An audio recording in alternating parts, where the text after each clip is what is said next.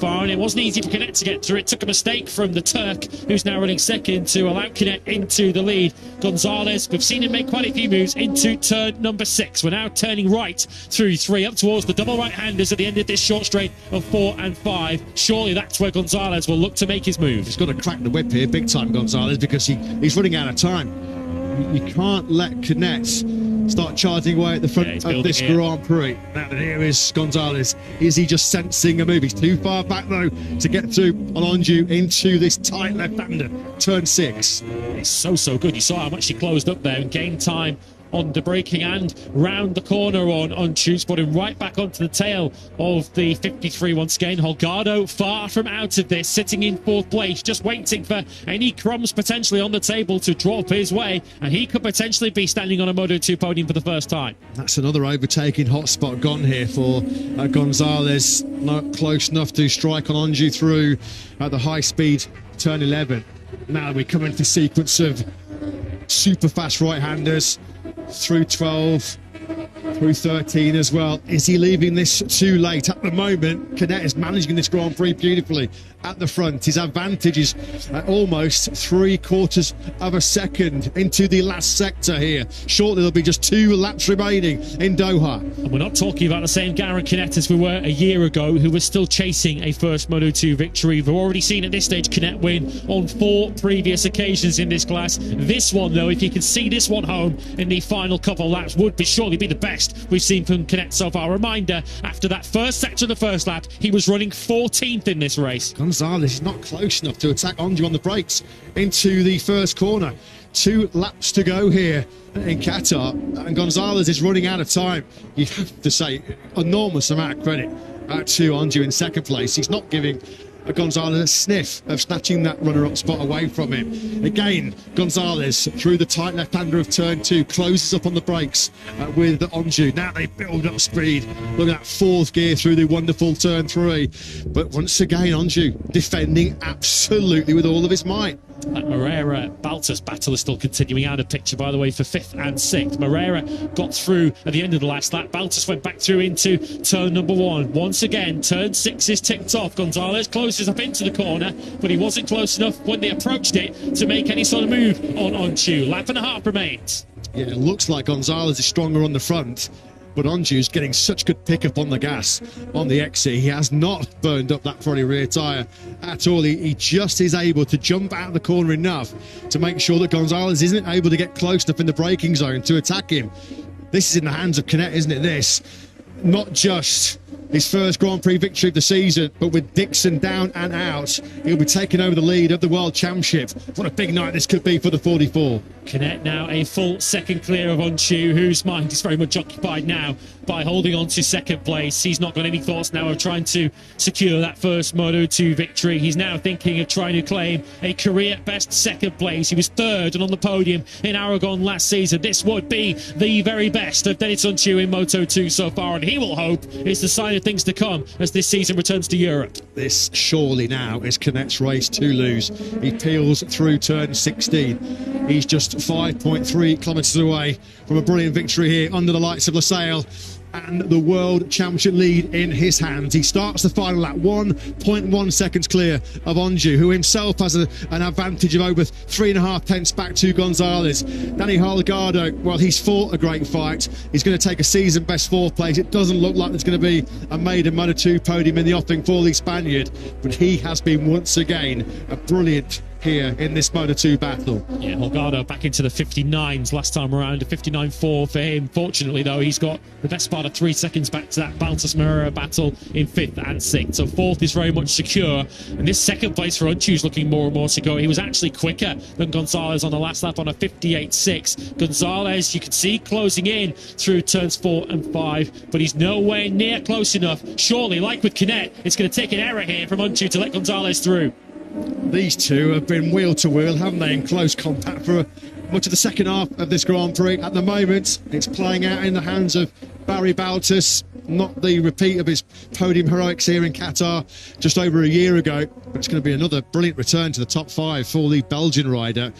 who was going to be potentially moving into the top 6 in the World Championship with this brilliant performance. 6 in Thailand, 12th in Argentina, 7th last time out in America. So points in all 4 Grand Prix. It's been some start to his Fantic racing career for the Belgian. Quarter of a second splits them. You can now see the gap. It's a matter of bike lengths between Unchu and Gonzalez. Gonzalez is going to have to absolutely launch this Calyx through turns 13 and 14. We're in the middle of these right-handers now to try and get close enough into 15 and 16. Unchu taking a mildly defensive line there. Has Gonzalez got anything left into the last turn? It's all about now who's going to be hardest on the brakes into this final corner. Gonzalez comes from a long, long way back, but he's not going to be close enough. Out of the final corner, the top 3 go, and over the line it is Classy Canet in Qatar. He takes the Moto2 victory here in the Grand Prix of Qatar, and more importantly, he takes the lead in the Moto2 World Championship. A cue delirious celebrations inside Fantic Racing. Dennis Onju does hold off that late charge from Manu Gonzalez, who, having started from pole position, takes 3rd place. A stunning 4th for Danny Holgado. Moreira does get the better of Baltus in that battle for 5th. Celestino Vietti came through to 7th. Top 10s for Ramirez, Arenas and Salach. Albert Arenas completely went out of grip, and then that Grand Prix was 2nd at one stage, 9th over the line. Points for Alonso van den Gorberg via Aegis after 3 long laps, and Roberts 15th fastest. Well, after a shocking start and dropping all the way back to 14th place on lap 1, Aaron Canet, with a stunning recovery here in Doha, takes his first win of the season, and he takes over 1st place in the Moto2 World Championship. You said the word classy. It was certainly an outstanding victory for Aaron Canet. After the first sector of the race, he was 14th, but he fought through to win. Bobby Locatelli giving his thoughts now with Jeff. Bobby, what a ride that was. After a terrible start, I thought that his race was gone, but what do I know? Brilliant. He's very happy, but the start, my heart is very danger. I have 51 years. It's very hard. Thank you so much. No, talk to us about that front tyre choice as well. It looked like a masterstroke in the end. Yeah, but I see yesterday in the second free practice is the sun, but exactly good tire is the number 2, the hard. It's not fast, but it's very long life. Great work. Thank you. Certainly was outstanding work from Aaron Canet, who takes over the lead of the Moto2 World Championship. Manu Gonzalez, well, just in the end, spent too much time in traffic to come through and challenge Canet. Not today for Jake Dixon, who looked like he was building to potentially launch a late podium challenge before that crash coming through turn number 13. That crash, his first big mistake, you'd have to say, of this 2025 season, cost him the World Championship lead. Aaron Canet with his first victory of the season, and the big 3 who were all on the front row of the grid when this race began have now all tasted victory in this 2025 season. As you can see there, Canet with a 10-point lead over Gonzalez, and Dixon drops all the way back to 3rd now in the World Championship, 12 points in arrears. But you'd have to say that's the very best victory of Aaron Canet's Moto2 career. That is now his 5th from his 91st start. He's been, I guess, doing the under-the-radar stealthy job so far this season. 2nd in the World Championship, despite really not having seen the best of him so far this season.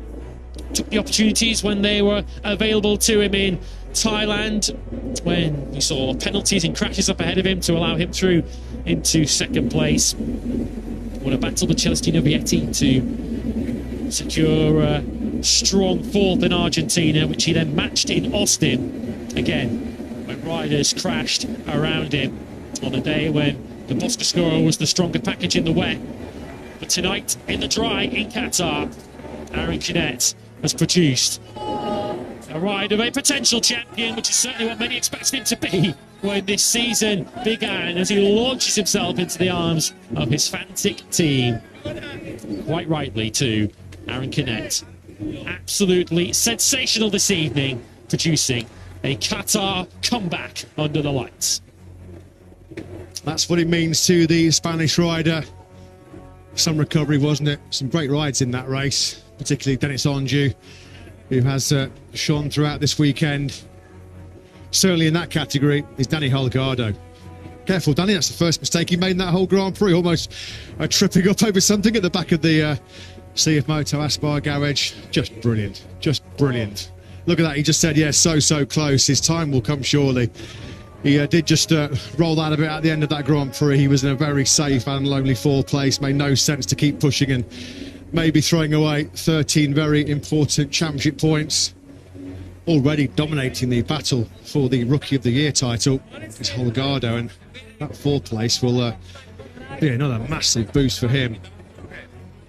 As we mentioned, Moreira did get the better of Baltus in that pretty thrilling fight for fifth place.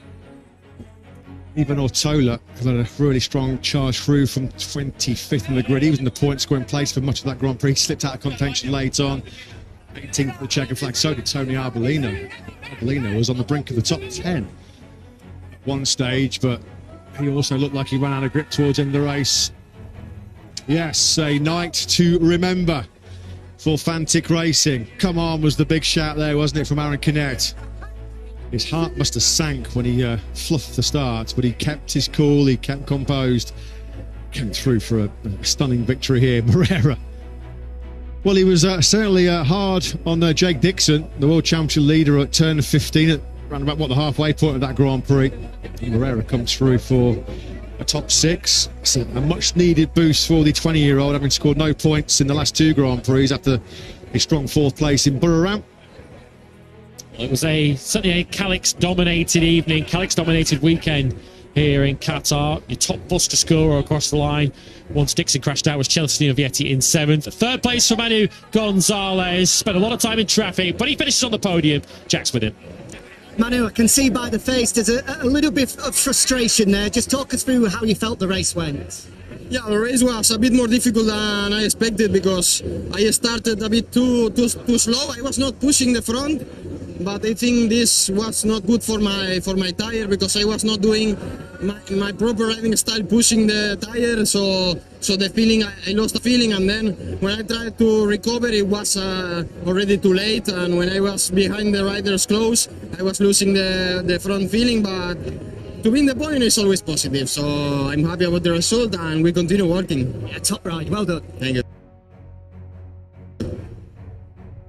Yeah, happy with the podium. Not super happy though, as you could clearly see there was Manu Gonzalez. 3rd place was not what he came to Qatar for at all. Being so good, particularly in qualifying. That is the first time of the weekend and not the optimal time to do it, that he's finished outside of the top 2. Yeah, just did not have the pace late on, did he? And for either Connect on due. Okay, to my right, we can hear them now from a very happy Turk in Park Ferme. Dennis Onju 2nd, he's with Jack. Dennis, what a brilliant ride. Great to see you back in Park Ferme and back on the podium. Just how good is it to return? Yeah, podium is always nice to be here. But honestly, when Canet passed me, I was getting angry because I was doing a good pace. I wanted to win the race. But when I started to finish the front right side of the tire, I was just starting to lose. Anyway, it's a very nice result P2 after 3 disaster races. And in another case, I need to save my ass, you know.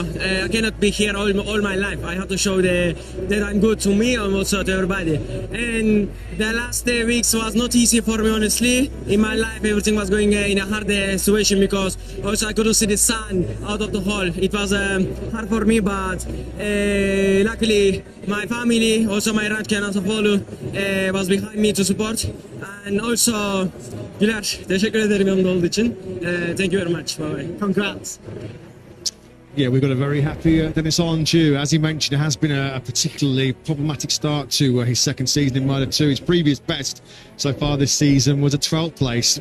Really barely threatened anything like the produce he delivered here under the lights of Losail tonight. That was a pretty hard early move on Danny Holgado. You can see Holgado there having to shut off the throttle on the number 27 machine. Those two, a couple of real bright sparks in the Moto 2 future. What a recovery ride. What a comeback though by Aaron Canet. Your race winner here in Qatar, and he's joined Jack. Aaron, a brilliant win. After the start, you're outside of the top 10. Just how did you manage to regroup to come through to win that race? Well, it was difficult to manage it after a really bad start, but I was every lap completely focus on my comeback, wherever on the positions, manage the tires also. But you know, it's difficult to understand it during the race. During the race, I feel it like the last year, Aaron. So, talk, who is? Aaron Canet is back. Congratulations, thank you. Aaron Canet is back, and Aaron Canet is back because of a brilliant comeback. This was moments before it was lights out at the start of that 18-lap Grand Prix of Qatar, and Canet absolutely botched the starts. Just look how he drops back through the field. Third he was on the grid, popped a big wheelie as he dumped the clutch. And coming through the first sector, he was all the way down in 14th place. He looked like he was even further back at that stage. He was outside the point scoring places. This was, though, his sensational comeback charge. Through on the pole sitter, Manu Gonzalez, making light work of fellow Spaniard Alberto Arenas, who had a real tough final few laps. Arenas, he dropped out of podium contention to 9th. And this was the key moment as Canet took the lead onto running wide back through turn 14 late on. And from that moment onwards, Canet never looked back. His first win of the season confirmed, and he is now sitting pretty at the top of the Moto2 World Championship. He knows how good that recovery was. We should acknowledge it. It was utterly brilliant, and that was a richly deserved first win of 2025 for the number 44. Quite brilliant.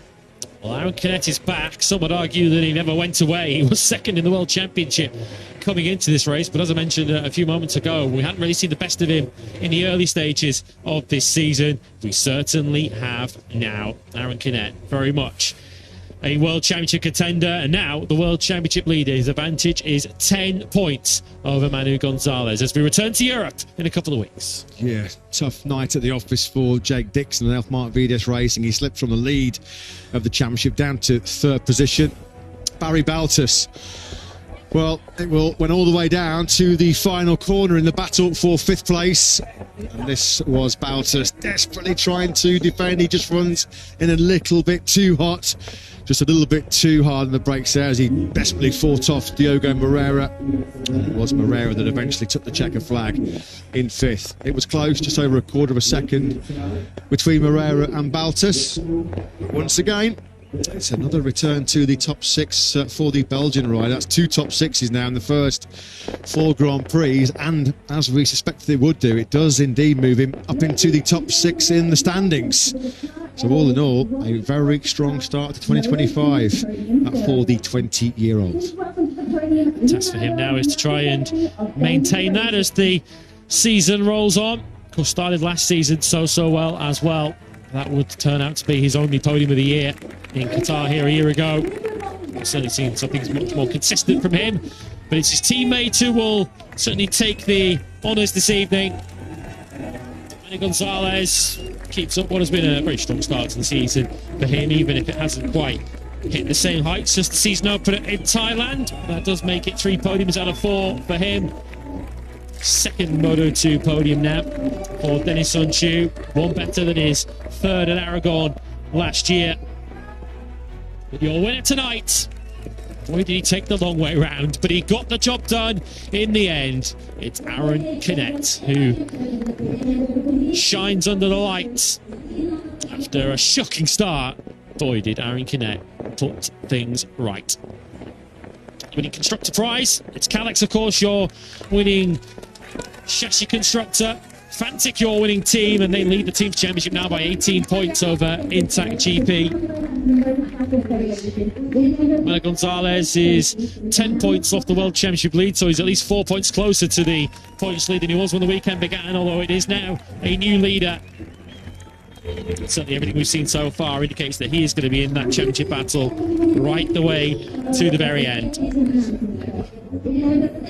Denis Sonchu, who admitted to Jack down in Parc Fermé that it's been a tough few weeks for him. Well, that will make him feel much happier about life. 2nd place for him, the best of his Moto2 career. But your winner tonight, 14th he was, 1 sector into the race, but first at the finish, Aaron Canet many saw him as the pre-season title favourite. Well, tonight in Qatar, he showed us exactly why. And now, ladies and gentlemen, please stand to the national anthem. Thanks.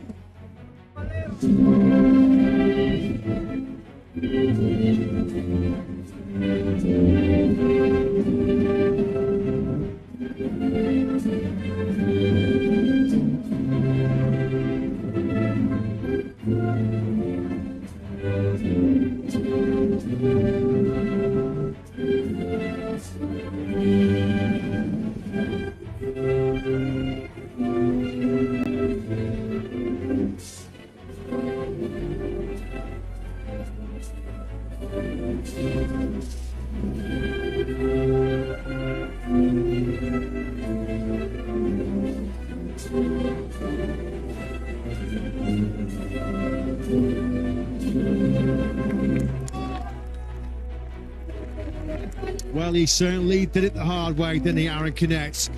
Having taken his first Grand Prix victory of 2025 on the front row of the grid and immediately dropping outside the point scoring places very early on.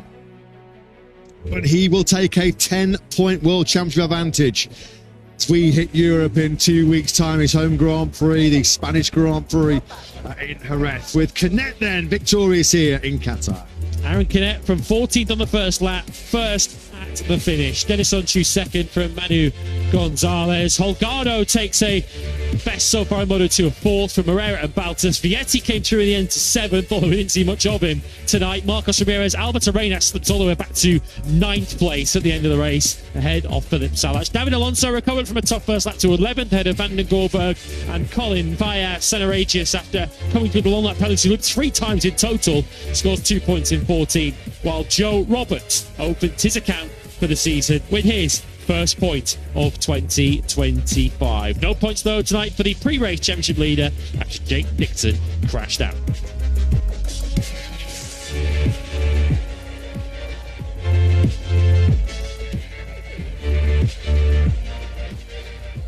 So we have a third different leader already in this 2025 Moto2 World Championship. It's Aaron Canet who takes the lead of the World Championship. 10 points clear of Manu Gonzalez. Jake Dixon, 2 points further back now, having failed to score tonight. The trio, should I say, at the top. Already 23 clear of fourth place, Danny Holgado, but the rookie continues to do an extraordinary job.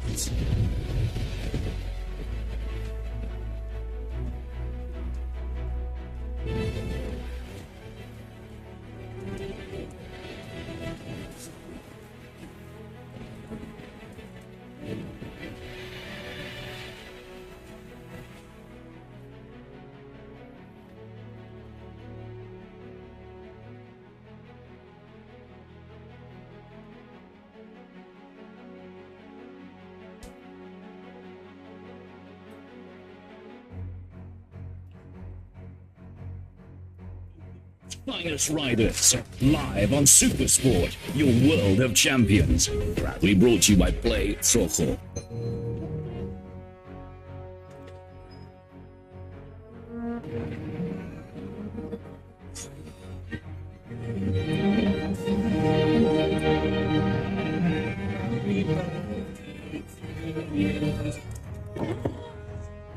Papa made you a bucky.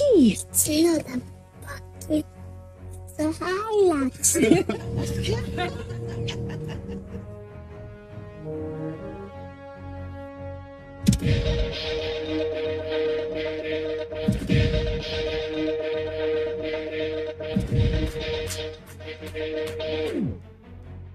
We need to talk. The game began. Going down. too late to be scared now. This is real. It's time to ignite the flames and see the sparks fly.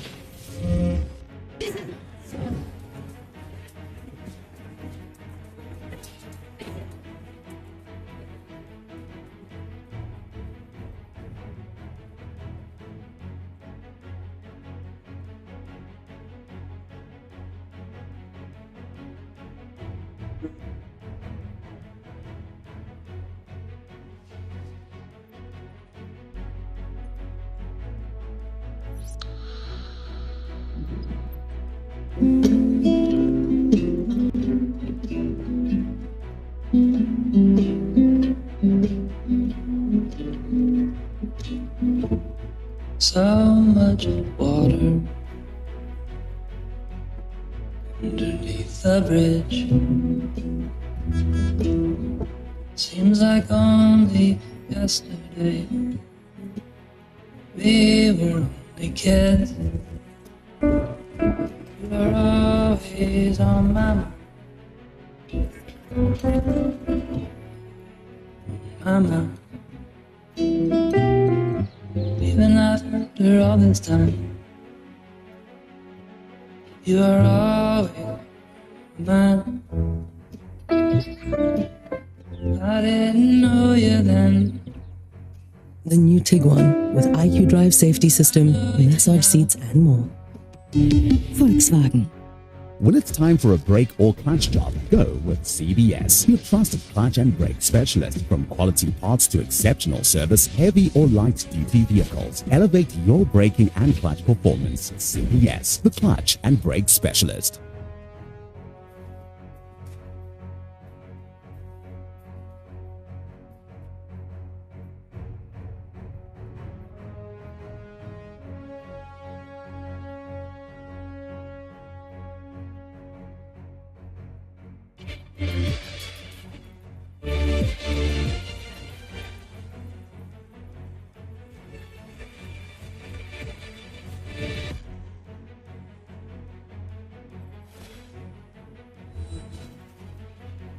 MotoGP's intense quartet of flyaway clashes to open 2025 comes to a thrilling climax tonight under the lights of the Lusail International Circuit in Qatar. Close to the modern wonders and ancient traditions of Doha, the night race has been a mainstay of MotoGP since 2008. Marc Marquez was the Saturday star, and the superstar Spaniard is looking to dazzle again in Doha. It's time to race in MotoGP.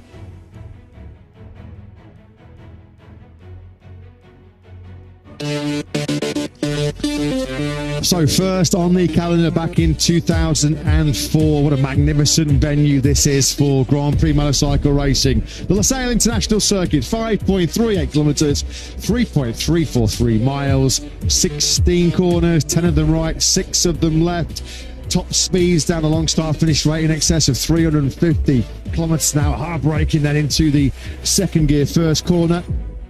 Turn 6, a good overtaking opportunity here around this Lusail circuit. And are we going to get more final corner drama? After some classic battles here in Qatar in the past at turn 16. Turns 1, 4 and 16 are the hardest braking zones here in Lusail. Plenty of overtaking hot spots. Turn 1 last year, what an unforgettable MotoGP debut was for Pedro Acosta as he powered on the inside of Marc Marquez into the first corner.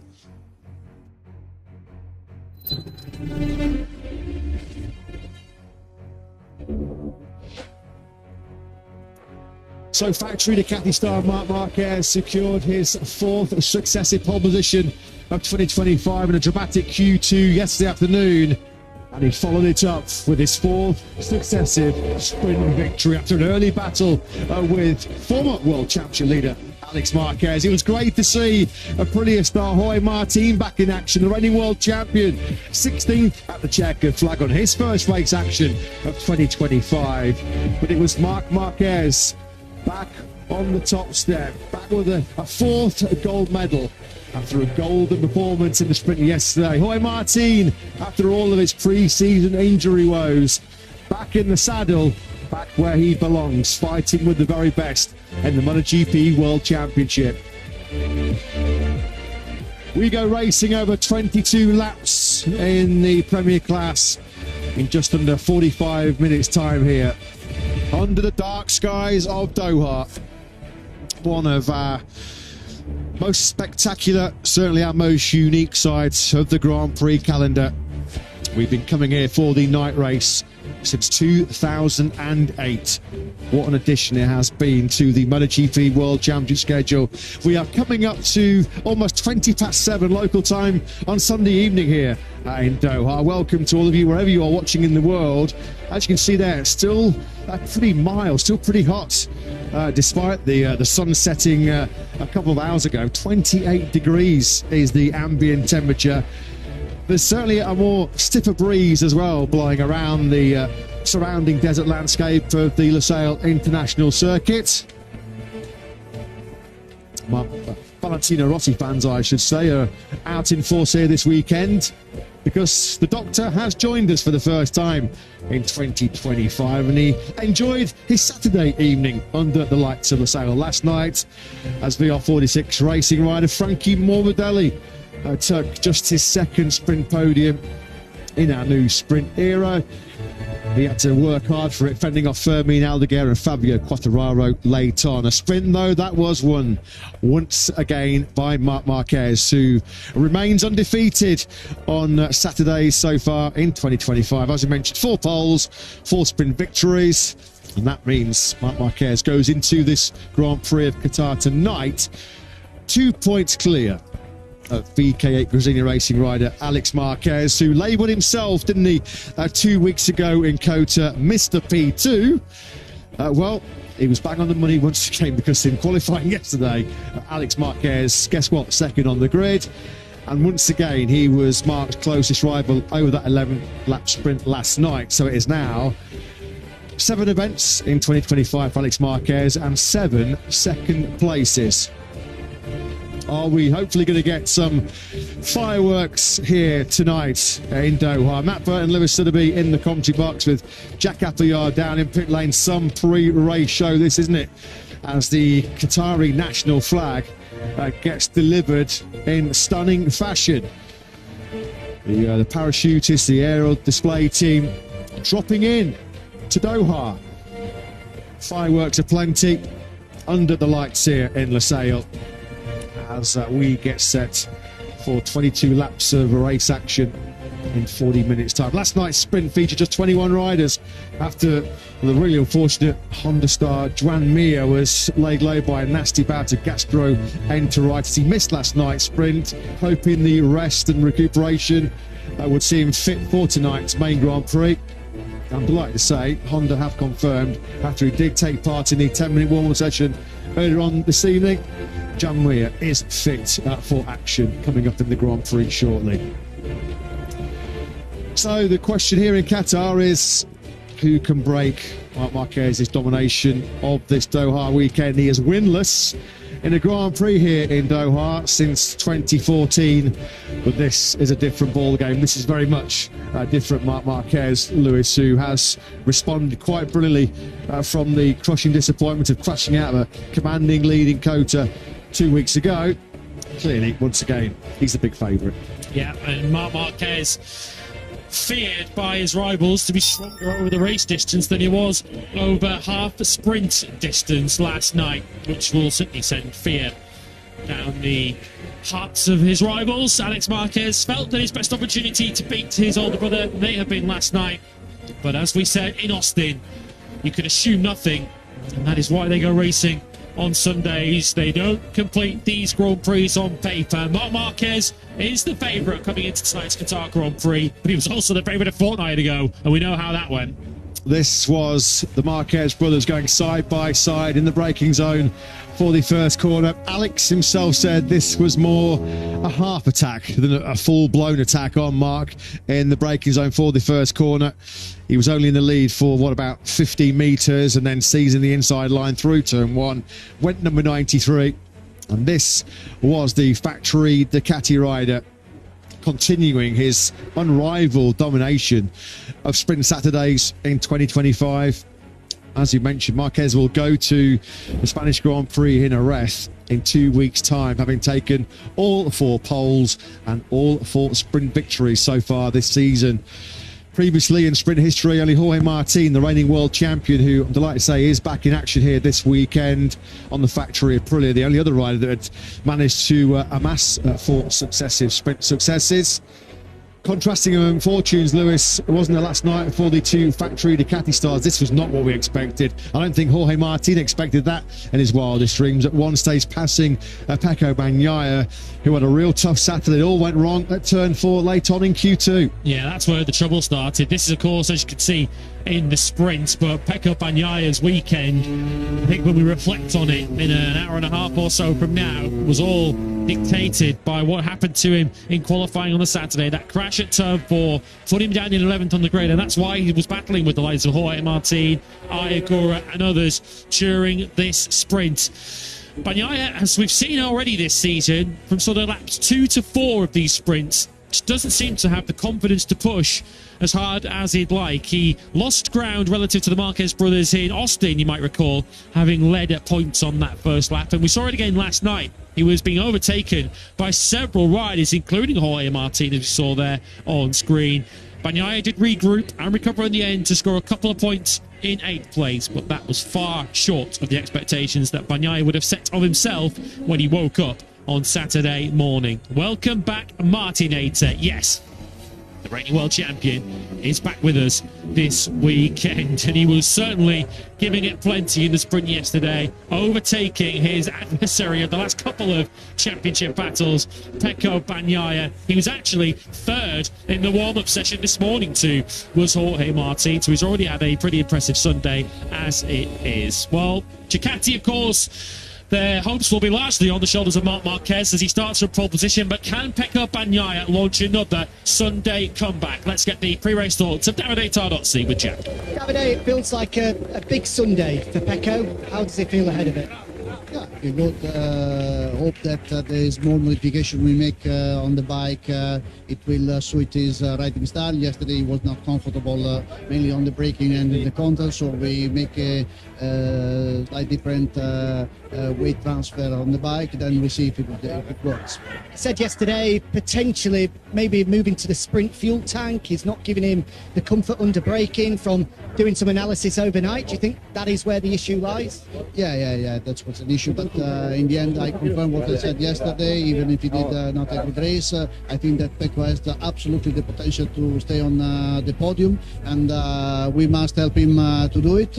Yesterday he was not comfortable on the bike, but in the end, today is another today. It's another day, and in terms of the next sprint, obviously we'll be focusing on today, but he said yesterday it's been 3 years that he's not had that feeling in the sprint. He said, I can't be finishing 8th in a title fight against Marc. Is there potentially a plan for Jerez in terms of using that sprint fuel tank more often during the weekend to try and get his feeling to a level where he can perform like he does on a Sunday on a Saturday? Yeah, we are trying to help him because we know this problem since 2 years. We know that he's not happy about the weight transfer when you have the small tank, and we are working on it. We haven't found yet the solution, but I hope that the small changement that we make it will help him. Just finally on Marc, how much do you think Austin will be on his mind today? Marc, I guess that we'll try to have the same approach of yesterday, trying to pull away and then be comfortable with 1 or 2 seconds leading the race. But we'll see, because honestly, Alex is always surprising us, and Alex is a tough competitor. Thanks, Davide. Good luck. Thank you. Yeah, thanks, Jack. Thanks to Ducati boss, Davide Tardozzi. Pecco Bagnaia did win the Grand Prix here in Qatar from the 2nd row of the grid last year. He has come from lower on the grid, 11th place tonight. For the last couple of years to win previously, he was 13th. His starting position in Mandalika a couple of years ago, and he fought his way through brilliantly to take the victory. As he said himself, though, last night, you just simply don't have a prayer of battling a World Championship campaign over 22 rounds with Marc Marquez if you're finishing 8th in a sprint. It just simply isn't good enough. Can they find some sprint solutions maybe at the post-race test in Jerez in a couple of weeks' time? We just saw there, didn't we? Fabio Quartararo, who has really shone bright for the factory Yamaha team here this weekend. Third on the grid, his first front row since the Dutch GP in Assen in 2022, and so close to a very rare sprint podium yesterday. Fifth at the checkered flag, just 1.6 seconds he finished behind Frankie Morbidelli. Great effort last night by the Frenchman. He's another rider who potentially feels that his best opportunity came last night to fight against these Ducatis, but certainly put nothing past Fabio Quartararo. He's already done plenty this weekend that you would suggest is beyond the reach of any normal human being. He is a world champion for a reason. These are the two riders then who have dominated so much of this season so far. Of course, one led the World Championship coming into this weekend. The other leads the World Championship coming into Sunday night's Grand Prix itself. Alex Marquez continuing that incredible run of second places. You kind of get the feeling that he would take a second place tonight, given how strong Marc Marquez is and the expectation that Pecco Bagnaia is going to come through the field. But Alex Marquez, the level he's riding at, he has quite clearly elevated himself this season. If he keeps knocking at the door, surely one day it will open. Yes, some accolade for the 28-year-old Spaniard. First rider to podium in the first 3 Grand Prix of a new season since Valentino Rossi, all the way back in 2017. Rossi, of course, present on site. I'm sure he's had some words of encouragement for Pecco Bagnaia ahead of this 22-lap battle here this evening. And this is just a great sight, a sight we've been waiting so long for after his massive crashes in both the Sepang test at the beginning of February on just his 14th lap of 2025 on the factory Aprilia, just as he was getting himself back to full fitness. Jorge Martin checking his fitness on the Monday before our Thai Grand Prix in Buriram. He had a real nasty, vicious crash on a Supermoto training bike and suffered real serious injuries to his left scaphoid and his left radius bone. Injuries which he's likely to carry the pain from for a good number of weeks still yet. He's just finding his feet, finding his confidence, finding his belief. He said last night, yeah, it's great to be back in action, but he's not here to make up the numbers. The next big task for Martin and the Aprilia engineers is to make that RSGP suit his aggressive riding style, suits him like a glove.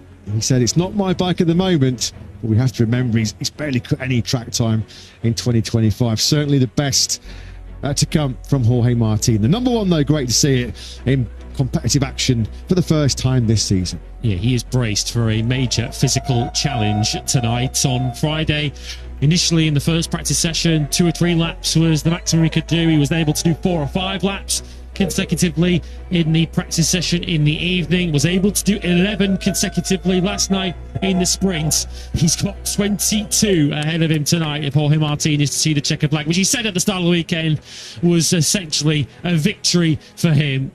For Jorge Martin, you just know the competitor within him. Once that visor goes down and the lights go out, he's going to be giving it everything. We have got a couple of rookie rising stars in this year's MotoGP World Championship. They go by the name of Ayagura and Fermin Aldeguer. Last night, Ayagura once again fighting his way up inside the top 10. 7th at the checkered flag he was in the sprint. Whole clutch of top 10 finishes already so far for the 24-year-old Japanese rider. Well, there's turns 1, turn 6, 10, 12 and 16 which offer good overtaking opportunities around this 5.38 kilometre Losail International Circuit. I guess Pecco Bagnaia is certainly going to have to be taking advantage of some of those overtaking hot spots, coming from all the way down in 11th place on the grid. As we just mentioned, Agura was not the only rookie that really did shine under the Losail lights last night. Fermin Aldeguer, once again, as he showed in the Qatar Grand Prix a couple of weeks ago, absolutely devastating late race pace. He missed the podium by less than half a second in a good late battle with Quartararo and Morbidelli. And he really does believe tonight, over the full race distance, he might have something for the top 3. Keep a very close eye on the BK Gresini Racing rider, because he is backing himself for a strong challenge. And I believe him from the evidence we saw in the sprint last night.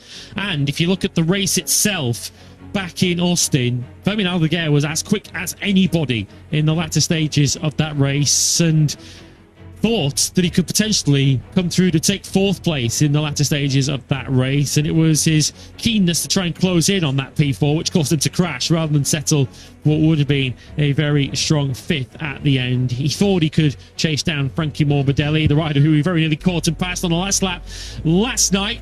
And Fermin Aldeguer making very quick strides forward in what is still a very short MotoGP career. He and Ayagura from our rookie contingent are already making their presence felt in MotoGP. Morbidelli, we just saw him on screens a few months ago, enjoying life, relishing life as the underdog, as the outsider, as he calls himself. Of course, there's been so much focus in terms of the early championship battle between the Marquez brothers and Pecco Bagnaia. Frankie Morbidelli, though, currently sitting 4th in the championship standings, 36 points he is off the summit. He said, I've always rooted for the outside. I don't mind seeing myself as that at all. I let everybody else feel the burden, the weight of expectation. Frankie Morbidelli, though, does not bring a great Grand Prix record here to Qatar. He's not finished higher than 11th in his previous 7 MotoGP visits, not even troubled the top 10. Let's see what he can do tonight as he looks to make it a double podium here in Doha. Well, the crowd, of course, certainly making their voices heard. Johann Zarco, who certainly did not cut a pretty happy figure last night after the sprint was completed, because he didn't see the checkered flag when Marc Marquez was claiming victory. Zarco, one of a group of riders last night who went the wrong way on rear tyre choice. Some who chose the soft rear tyre decided they had nothing to lose. Johann Zarco lost plenty, having ran in the top 6 in the early stages of the sprint. Didn't even see the checkered flag in the end. And he said afterwards it was a big mistake to go for the soft rear tyre. Wouldn't expect many to entertain that option over double the distance tonight. He was pole position here, of course, back in the day, 2018, and led the Grand Prix in 2017 before he tipped off on lap 7. That was on a really eye-catching MotoGP debut for the French rider. Just a couple of podiums here in 16 previous visits to the Losail International Circuit as Pecco Bagnaia. You feel it's a mountain to climb, isn't it, if he is to get himself into victory contention in this Grand Prix of Qatar. Don't rule him out, though. We've seen him be super aggressive in the early laps of sprints and Grand Prix throughout the last couple of seasons. Marc Marquez, you are the best. Love heart there as well. A lot of affection in the grandstands for the Spanish rider.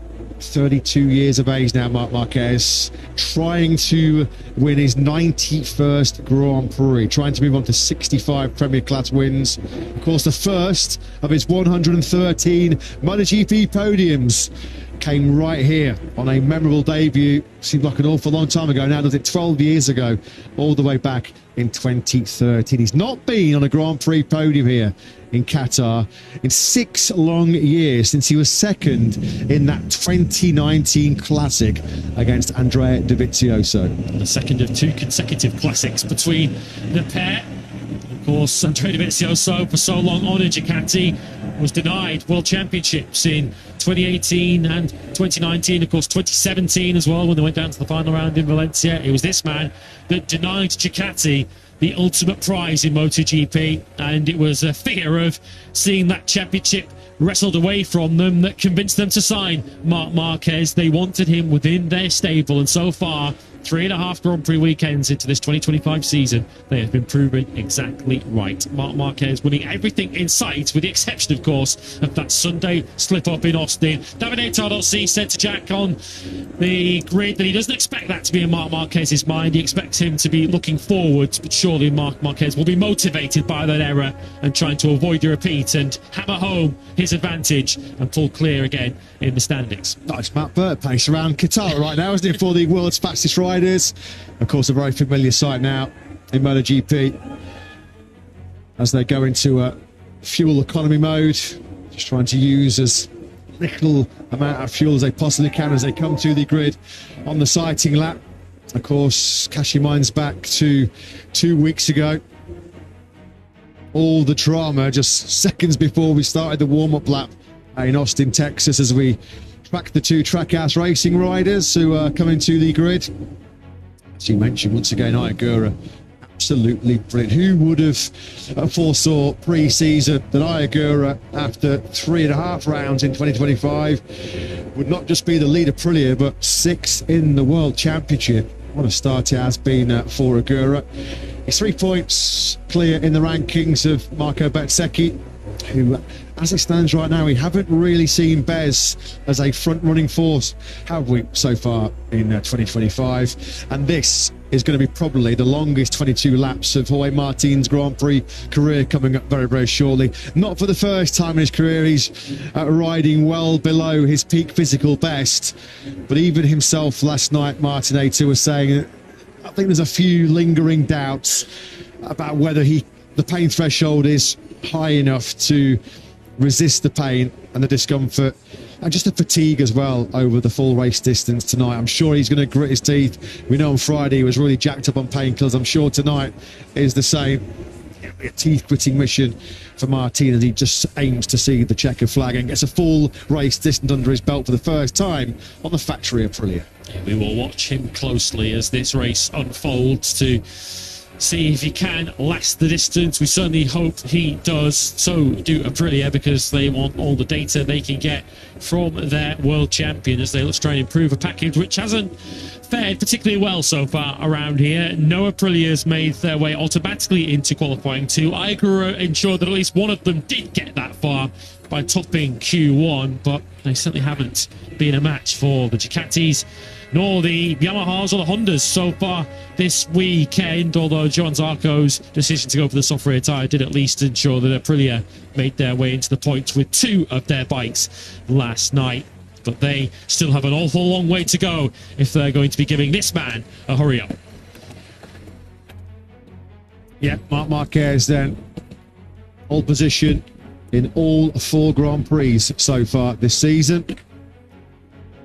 64 wins, 113 podiums, 70 poles. That is some record, isn't it?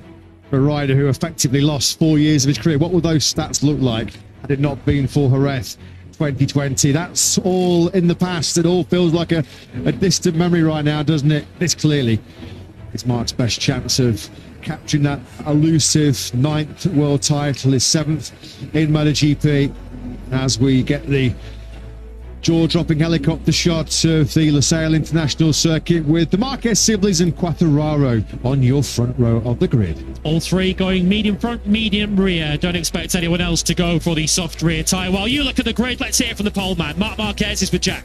Well, Marc, first of all, I hope that the grid this time round is less dramatic than 2 weeks ago. I hope we don't see you sprinting off in a second. You've described it as a weekend of unexpected surprises so far. What do you expect in this? Yeah, of course. Will be a tough race, very long race, especially for the way to manage the tires. Now that my opponents cannot listen anymore, I'm struggling a bit with the tire life with the front tire, and then I need to be careful with that front tire. Not only the rear everybody is a bit in the limit, but also need to have the extra careful with the front. So let's see how we can manage. Good luck. Thank you. Yeah, thanks ever so much to Marc Marquez for sparing time to have a little natter with Jack there down on the grid. Yeah, a few lingering concerns potentially about front tyre life. It's a tough old 22 laps around this 5.38 kilometre Losail International Circuit. Off into the distance is the rapidly expanding capital of Doha, unrecognisable from our first visit here, 21 years ago, back in 2004, lit up by the neon lights. So we get set, we're about 20 minutes away from lights out, under the lights in Losail. Marc Marquez, at least this time he's just walking off the grid and not sprinting off it, just like he was in Austin. Yeah, our boys back in the production truck will be hovering their finger over the button to cut through the intro later on if we have to get out of that once again, which certainly caught of all of us sleeping before the warm-up lap got underway, or failed to get underway as it was in Austin. You know, if he's standing by his Ducati with a few minutes to go, the rest are in trouble. Let's go down then once again onto the grid. He missed out with that soft tyre choice last night in the sprint. What can Johan Zarco do this evening for LCR Honda? The Frenchman joins Jack. Yeah, great to be down here with Johan, who's once again put himself in a great position ahead of this Grand Prix. I imagine not the same rear tyre choice as yesterday. How do you see this one unfolding? I really hope this medium rear tyre will not create all this vibration that we got with the soft one. But when the tyre gets used, we still don't know very well how it's gonna be. So if I don't have any vibration, I guess I can have a very good result and fight with the top guys, at least the top 6 or top 5. But if this is difficult, I would love to confirm a good top 10, as the speed is good for the other moment, and we still need to improve few things with the team to make it better for the next ones. Have a great race. Yes. Yeah, thanks ever so much, Jack. Thanks to Johan Zarco. Sadly, that DNF last time out in Austin was his first time he's missed the points in the Grand Prix in 12 since Rebel, when he really was stringing together a series of consistent results, wasn't he? The 34-year-old Frenchman. Zarco, then, he launches away from 7th place. There's also sporting stars with us here this weekend. You just saw a glimpse there of Fernando Verdasco, former Grand Slam tennis semi-finalist, who's also sampling some of the atmosphere on the MotoGP grid. Of course, give my right arm to be on any MotoGP grid, but this one is one of the more spectacular, under the floodlights with the Doha skyline in the background. It is a unique Grand Prix on our 22-round stop of the calendar. The night race, the Qatar Grand Prix. Who will shine brightest under the Lusail sky? Let's head down to a rider who certainly shone bright yesterday in qualifying. Third on the grid for Fabio Quartararo, who joins Jack. Fabio, what a brilliant weekend you've been having so far. Described it yesterday, the most fun you've had since 2023. What's possible today? Yeah, let's see. We had a lot of fun yesterday. We know that longer race will be more difficult, especially for the tires. But let's say no expectation for today, just trying to enjoy like yesterday and give our best and try to see where we can arrive. Have a good one. Thank you. Yeah, thanks, Jack. Thanks to Fabio Quartararo, as he mentioned. Starting on the front row in a Grand Prix for the first time since Assen 53 races ago at the Dutch GP. Yes, last night only a 6 sprint, top 6 in 43. Big leap forward in terms of his sprint time last night. Quartararo is 12 seconds faster on the factory Yamaha than he was in the sprint last year, which equates really to him being a second a lap quicker. 6th place on the grid at Maverick Vinales. Well, he knows what it's like to win here in Qatar. He has done it 3 times, twice in MotoGP, that memorable Yamaha debut in 2017. For the start of 2017 he was for Vinales, when he won 3 of those first 5 Grand Prix. I think we all felt that Yamaha had unearthed another superstar to follow the likes of Valentino Rossi and Jorge Lorenzo. But Maverick Vinales, first top 10 last night on board a KTM. Of course, not good enough for a point scoring place in the sprint. What can Maverick Vinales do? Of course, he'll have that medium rear tyre fitted tonight, which will certainly be less of a handicap than what came his way over the 11 laps in the sprint. Yeah, there was one manufacturer of this grid who certainly wouldn't have been entertaining that soft rear tyre tonight. It was KTM, who provided some useful information for the rest of us that tyre wasn't going to go the distance, because it only made it around 4 laps or so into the sprint last night before they began to fall off a cliff of performance. And in the end, none of them scored a point. But signs of progress, though, for Maverick Vinales. He is your top KTM on the grid, starting 6th. A good luck kiss from Pekka Bagnaya's wife, Dimitzia. That crash in Q2 last night, though, as he already kissed goodbye to his hopes of back-to-back wins in the Qatar Grand Prix. 11th place the Italian starts. 21 points he slipped behind Marc Marquez in the championship here last night, as Marc comes to the grid, looking for his first Doha Grand Prix victory in 11 years. That is his sole victory here. Never really been a happy hunting ground, has it? The track sort of features a lot of fast and flying right-handers, which really have been kryptonite down the years.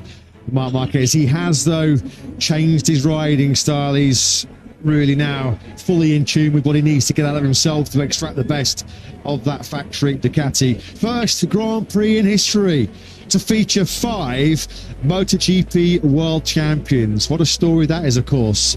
Now we finally have Jorge Martin back on the grid.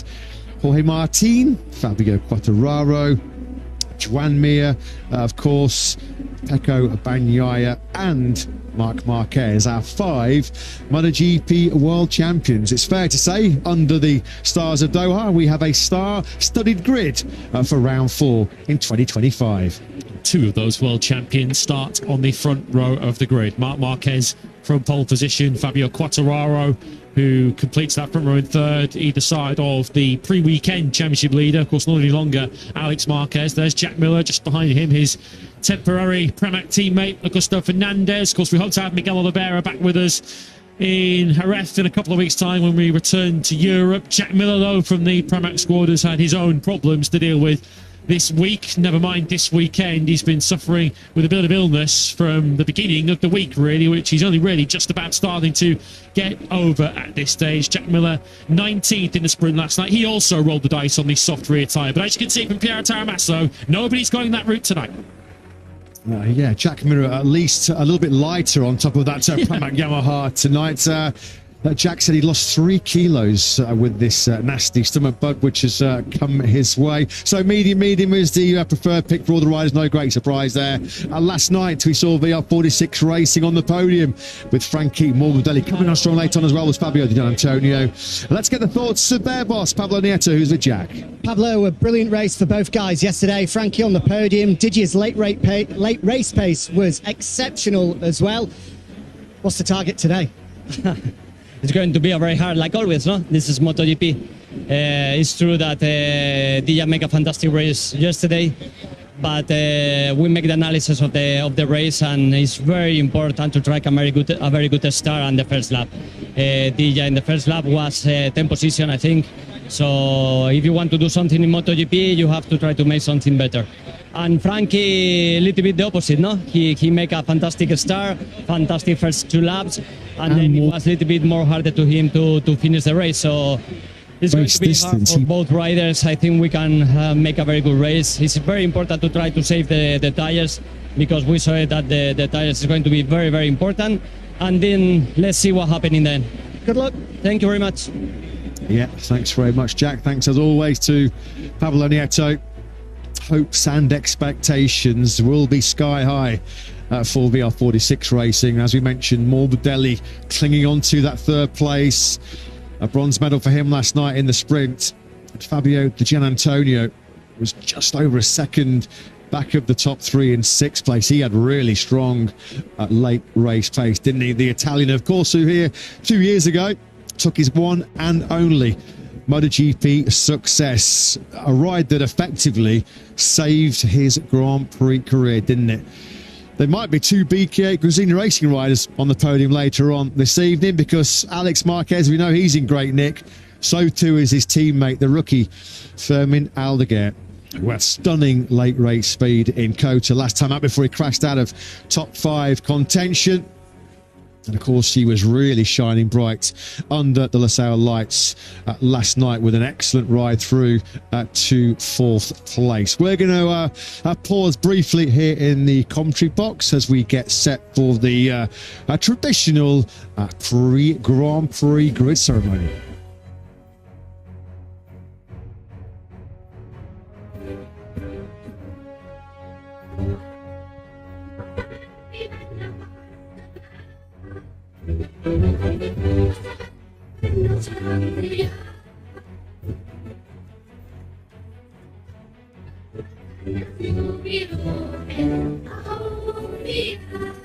سيروا على نهج الهدى سيروا وعلى ضياء الأنبياء سيرة عظا وأمجاد الإيمان ورجال الأولين حرمتنا يوم النداء وحرائم يوم السلام يوم الفداء وبركنا للأولين حرمتنا يوم النداء وحرائم يوم السلام جوارح يوم الفداء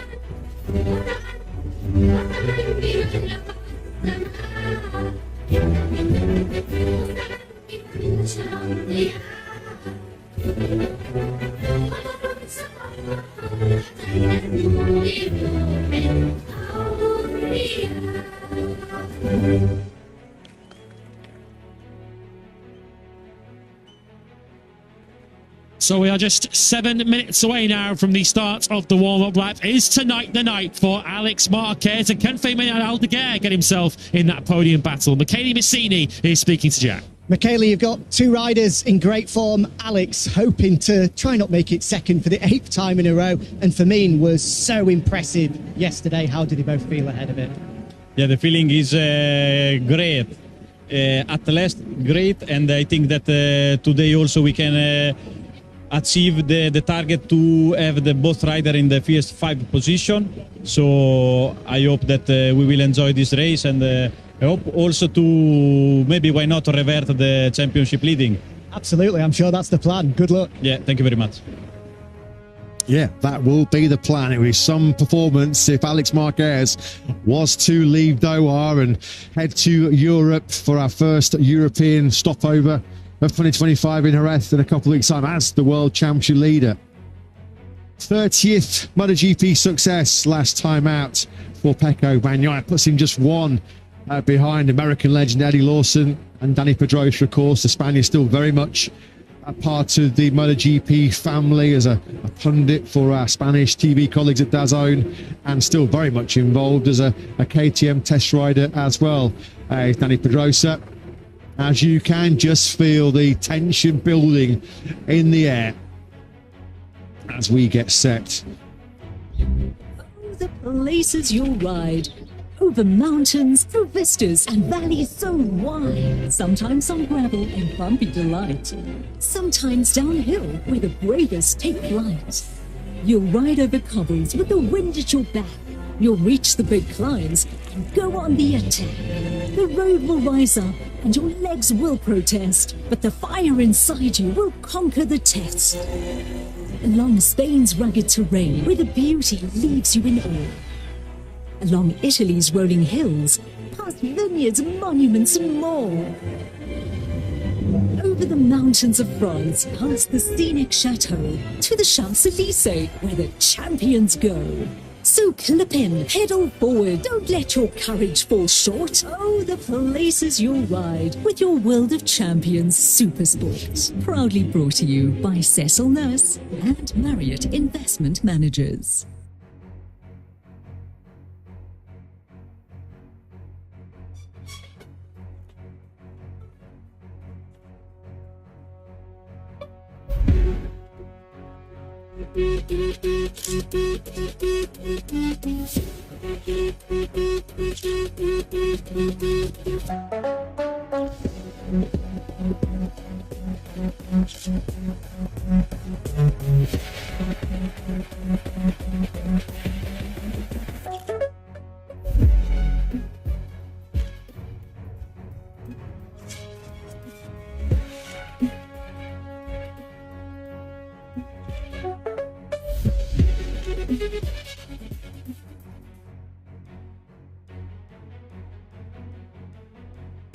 The Vodacom United Rugby Championship.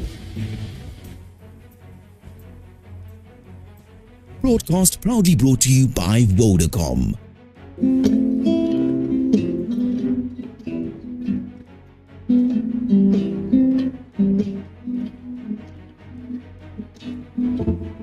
So much water underneath the bridge. Seems like only yesterday we were only kids. You were always on my mind. Mama, even after all this time, you are always mine. I didn't know you then. The new Tiguan with IQ Drive safety system, massage seats and more. Volkswagen. 5. Can he return to the podium here in Doha? He's going to do it. The start is going to be all important for Digi. We have seen a few occasions already this season where he has gone backwards at the start. He can't afford a repeat. So Fabio Quartararo leading the Japanese Manufacturer Challenge. 3rd place on the grid for the 25-year-old Frenchman. Podiumless in a Grand Prix in 2 years. Alex Marquez, Mr. P2 in 2025, once again flying away from second place on the grid. But looking for just his second MotoGP victory here in Qatar. Marc Marquez, the World Championship leader, starts from pole.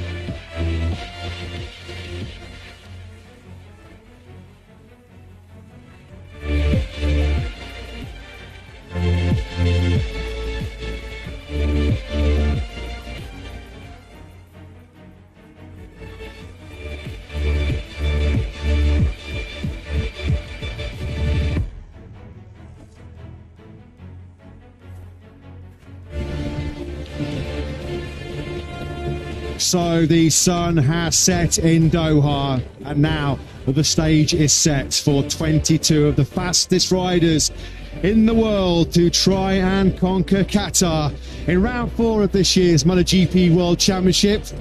I'm just checking that Marc Marquez is definitely sat on top of that factory Ducati after all of the pre-race drama in Qatar a couple of weeks ago, of course, an Austin Grand Prix, which Marc Marquez crashed out of the lead, the only blemish on his incredible record so far in this year's MotoGP World Championship. Well, there were some big battles in Qatar down the years, wasn't it, between Marc Marquez and that former rider on screens, the Italian legend Valentino Rossi, as the riders then peel away for the start of the warm-up lap. 22 laps coming your way. Welcome one and all to the most exciting sport on earth. The greatest motorsport show on earth has rolled into Doha. Now we are set to see if Marc Marquez can build on that slender 2-point lead he has in the World Championship. Surely it can't be an 8th successive P2 for Alex Marquez on the Gresini Racing Ducati. First rider, Alex Marquez, to podium in the first 3 Grand Prix since Valentino Rossi all the way back in 2017. He's the first rider to start a season in the Premier class with 3 successive second places in 10 years. Andrea Dovizioso, who won a couple of classic Qatar battles back in the day against Marc Marquez, the last rider to do that. There's only been one rider so far this year that's podiumed in all 4 sprints and all 3 Grand Prix. It is the 28-year-old Spaniard. You feel he has it all on, though, if he is to finally beat Marc and take back control of the World Championship. This is where we sit then, ahead of this Grand Prix of Qatar. 2 points split the Marquez siblings. A further 19 then back is Pecco Bagnaia, who has to make a lightning launch here in Losail, doesn't he? Coming from 11th place on the grid. He was only able to recover 3 spots in last night's 11-lap sprint. There's been a Ducati iron grip on Qatar over the last couple of years or so. Bagnaia, the winner from 5th on the grid here last year. Fabio Di Gianantonio in that memorable race in 2023, winning for the first time on the Gresini Ducati. Of course, a feat that was matched by Enea Bastianini for Gresini Racing in 2022. What a night that was for the Gresini team. That win for the Beast, the first for Gresini Racing since 2006.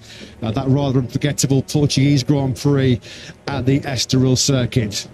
Marc Marquez then gets ready to engage the whole shot device on his factory Ducati. It's time for the world's fastest riders then to light up Losail. We have the green flag clearing at the back 22 laps about to get underway here in Doha, the Grand Prix of Qatar. Lights out, and we're underway here in Losail. He's nailed that start again from pole position. That's the number 93 for Marc Marquez. Alex Marquez got away well too from second on the grid. Maverick Vinales immediately trying to find a way through on the KTM on the inside of Fabio Quartararo. Whoa!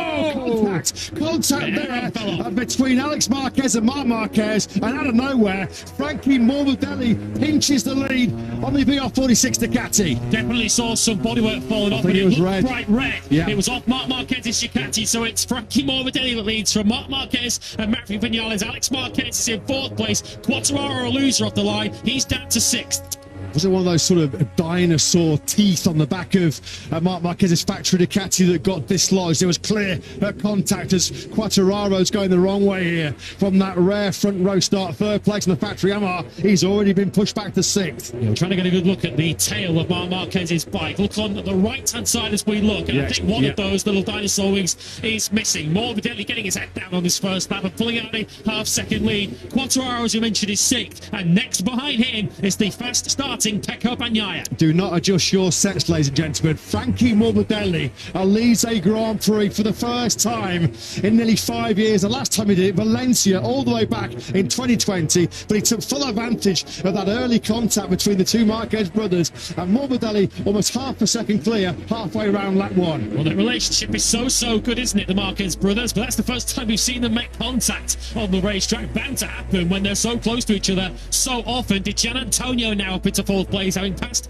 Vinales, so it is a Ducati 1, 2, 3, 4. Di Gianantonio missed the start last night, but he hasn't tonight. And now Pecco Bagnaia is going to try and use some of that famed Ducati power to blitz through on Fabio Quartararo. It's been a good first lap for Bagnaia, actually. He's already recovered 4 places. 11th on the grid to 7th place. Now he's really starting to wind up the wick on that GP25, and he just breezes past Fabio Quartararo. It's free time, isn't it, on that Desmos Adichie? So Bagnaia already working his way into podium contention early on here. The former double MotoGP world champion, P6 on lap 2. And he'll be delighted to find out that it's one of his good friends, Frankie Morbidelli, who leads. So this is what it looks like. We're about to ride straight into the rear of Marc Marquez's bike. There's the contact, and there you can see one of the, on the right-hand side, you look, one of those 2 little fins on the right-hand side. As we look at Marc Marquez's Ducati, flies off. Well, friendly fire, blue on blue, or blue on red, as it was there.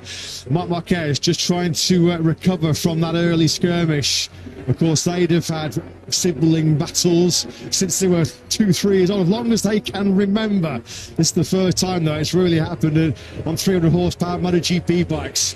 Bagnaia really could not have made a better start, really. 5 places recovered already in a lap and a half. Inside the top 10 goes Ayagura, finding his way through on Alex Rins. Morbidelli it is, though. They've still got quite a comfortable buffer at the front of this Grand Prix, as Johan Zarco ascends on the inside of Fabio Quartararo in that battle between the two Frenchmen. Zarco through at turn 10. He's picked up 7th spot.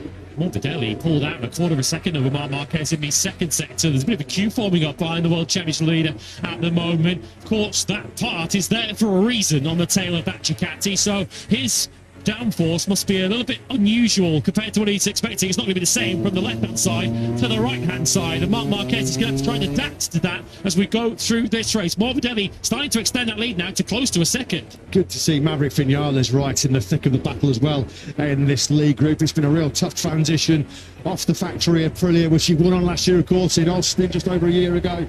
Been a tough transition on the KTM, but he's making a real good fist of it right now. Frankie Morbidelli head down, 153.491, quickest lap of the Grand Prix so far. Last night in the sprint, Morbidelli encountered a big drop-off on the front tyre, a lot bigger than what he was anticipating. How much has he already maybe taken out of those tyres as he makes this early burst here in Qatar? The next fastest rider on track was Pecco Bagnaia, who we're running on board with in 6th place, who's now being towed along by Maverick Vinales, who is not being shaken off at the moment by this largely Ducati-heavy front group. And credit to Johan Zarco too, who's right up behind Bagnaia, having got past his fellow Frenchman Quartararo, who's now got Aldeguer for company. Different class again, isn't he, Zarco? Aldeguer, that's a dive bomb on the inside of Quartararo.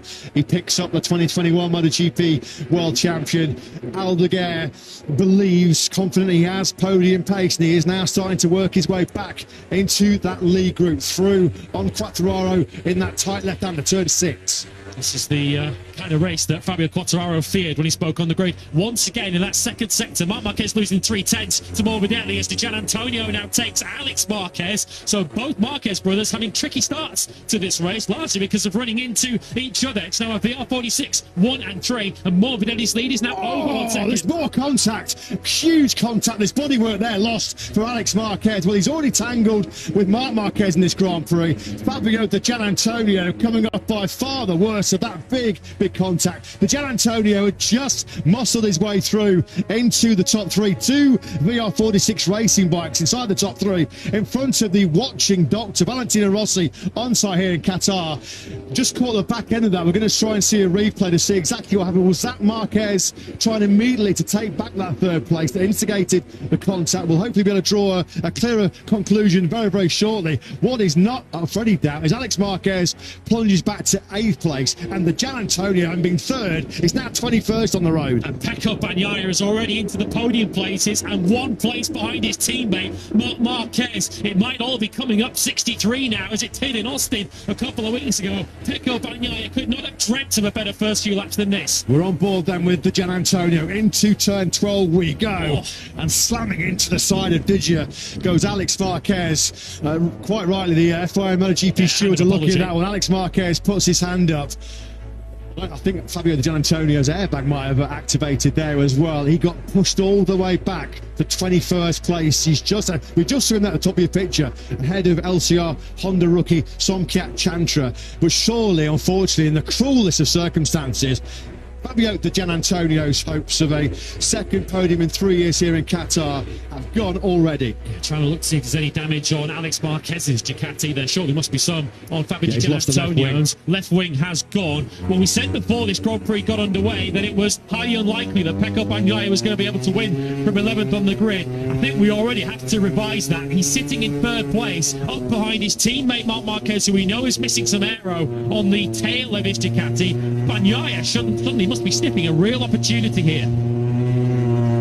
Yeah, Alex Marquez has stripped off some aero of his brother Marc, and he's also lost his own aero in that big heavy contact with Fabio Di Gianantonio. On board then now, irresponsible riding, and that's no surprise. You knew Alex felt like he was guilty of over-aggression. He put his hand up straight away to Di Gianantonio. So this streak of second places surely coming to an end for the 73. Irresponsible riding. He's got a trip through the long lap penalty loop coming his way. Balance of power about to shift here between the two factory Ducatis. Pecco Bagnaia breezes through on his teammate Marc Marquez up into 2nd place, and Pecco Bagnaia will not be able to believe his eyes the way this Grand Prix is going on. We're on lap 5. He's ahead of Marc Marquez into 2nd place, and he's only got Frankie Morbidelli up the road. How much is that damaged rear aero impacting Marc Marquez's early challenge here in this Grand Prix of Qatar, or is he just content to try and conserve some tyre life? He said himself the last 5 or 6 laps are going to be pivotal in this Grand Prix of Qatar. Just avoiding all the chaos is Frankie Morbidelli, who's at 1.1 seconds clear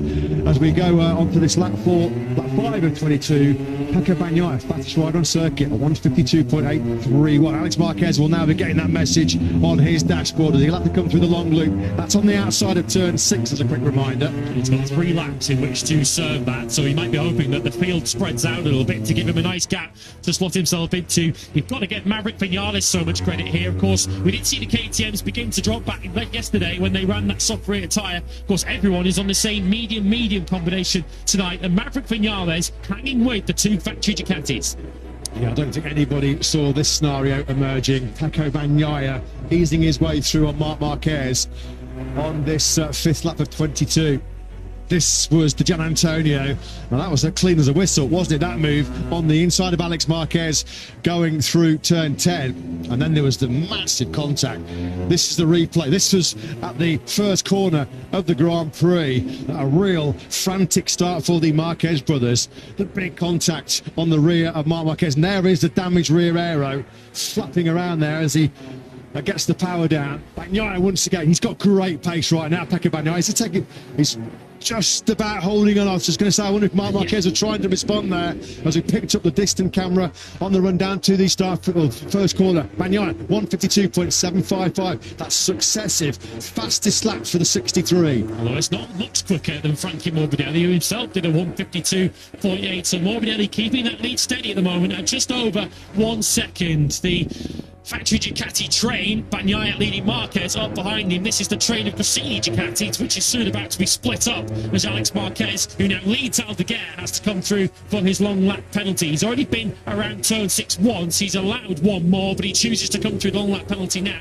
And look at all of those points that are going to disappear on his left. He jammed on the front brake there hard, then he going into that long lap penalty. It'll be dusty and dirty there as he swept into it. He dives back on the inside of Brad Binder.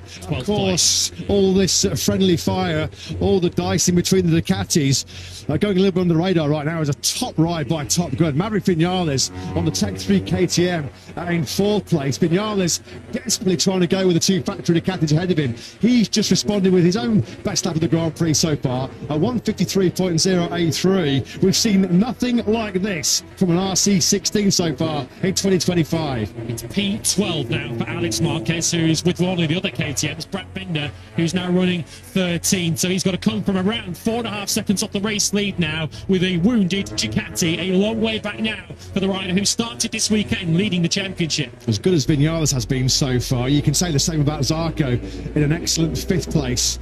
He really has, or he is having a much stronger ride, having made the soft tyre gamble last night in the sprint. Over the line we go. Morbidelli's advantage is down to just under 8 tenths of a second. Vinales, who we just mentioned, a 2-time MotoGP winner here in Qatar. Side by side go the factory Ducatis, red on red. Now Bagnaia is trying to seize the inside line. He runs on the inside curve. Such a tight line there for Bagnaia as Marquez with the slipstream slots himself back up in a 2nd place. Fastest rider on circuit is Vinales there on the Tech 3 KTM in 4th place. This is what we've been waiting for, isn't it, in 2025? The first big showdown.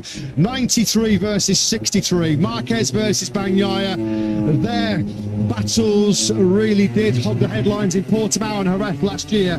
Marquez, though, back in a second. And they're both quickly catching Frankie Morbidelli now. Morbidelli dropped into the 53s last time round to 153.1. The gap down to 3/4 of a second, and it's come down further through the first sector. So the factory Ducati teammates busy watching each other, but they are both towing themselves up to Frankie Morbidelli leading the race. Of course, it was a KTM here 1 year ago in the hands of Pedro Acosta on that sensational MotoGP debut that set the fastest lap of the Grand Prix. Once again, to a lot of people's surprise, it's a KTM that's the fastest bike on circuit once again in the hands of Maverick Vinales.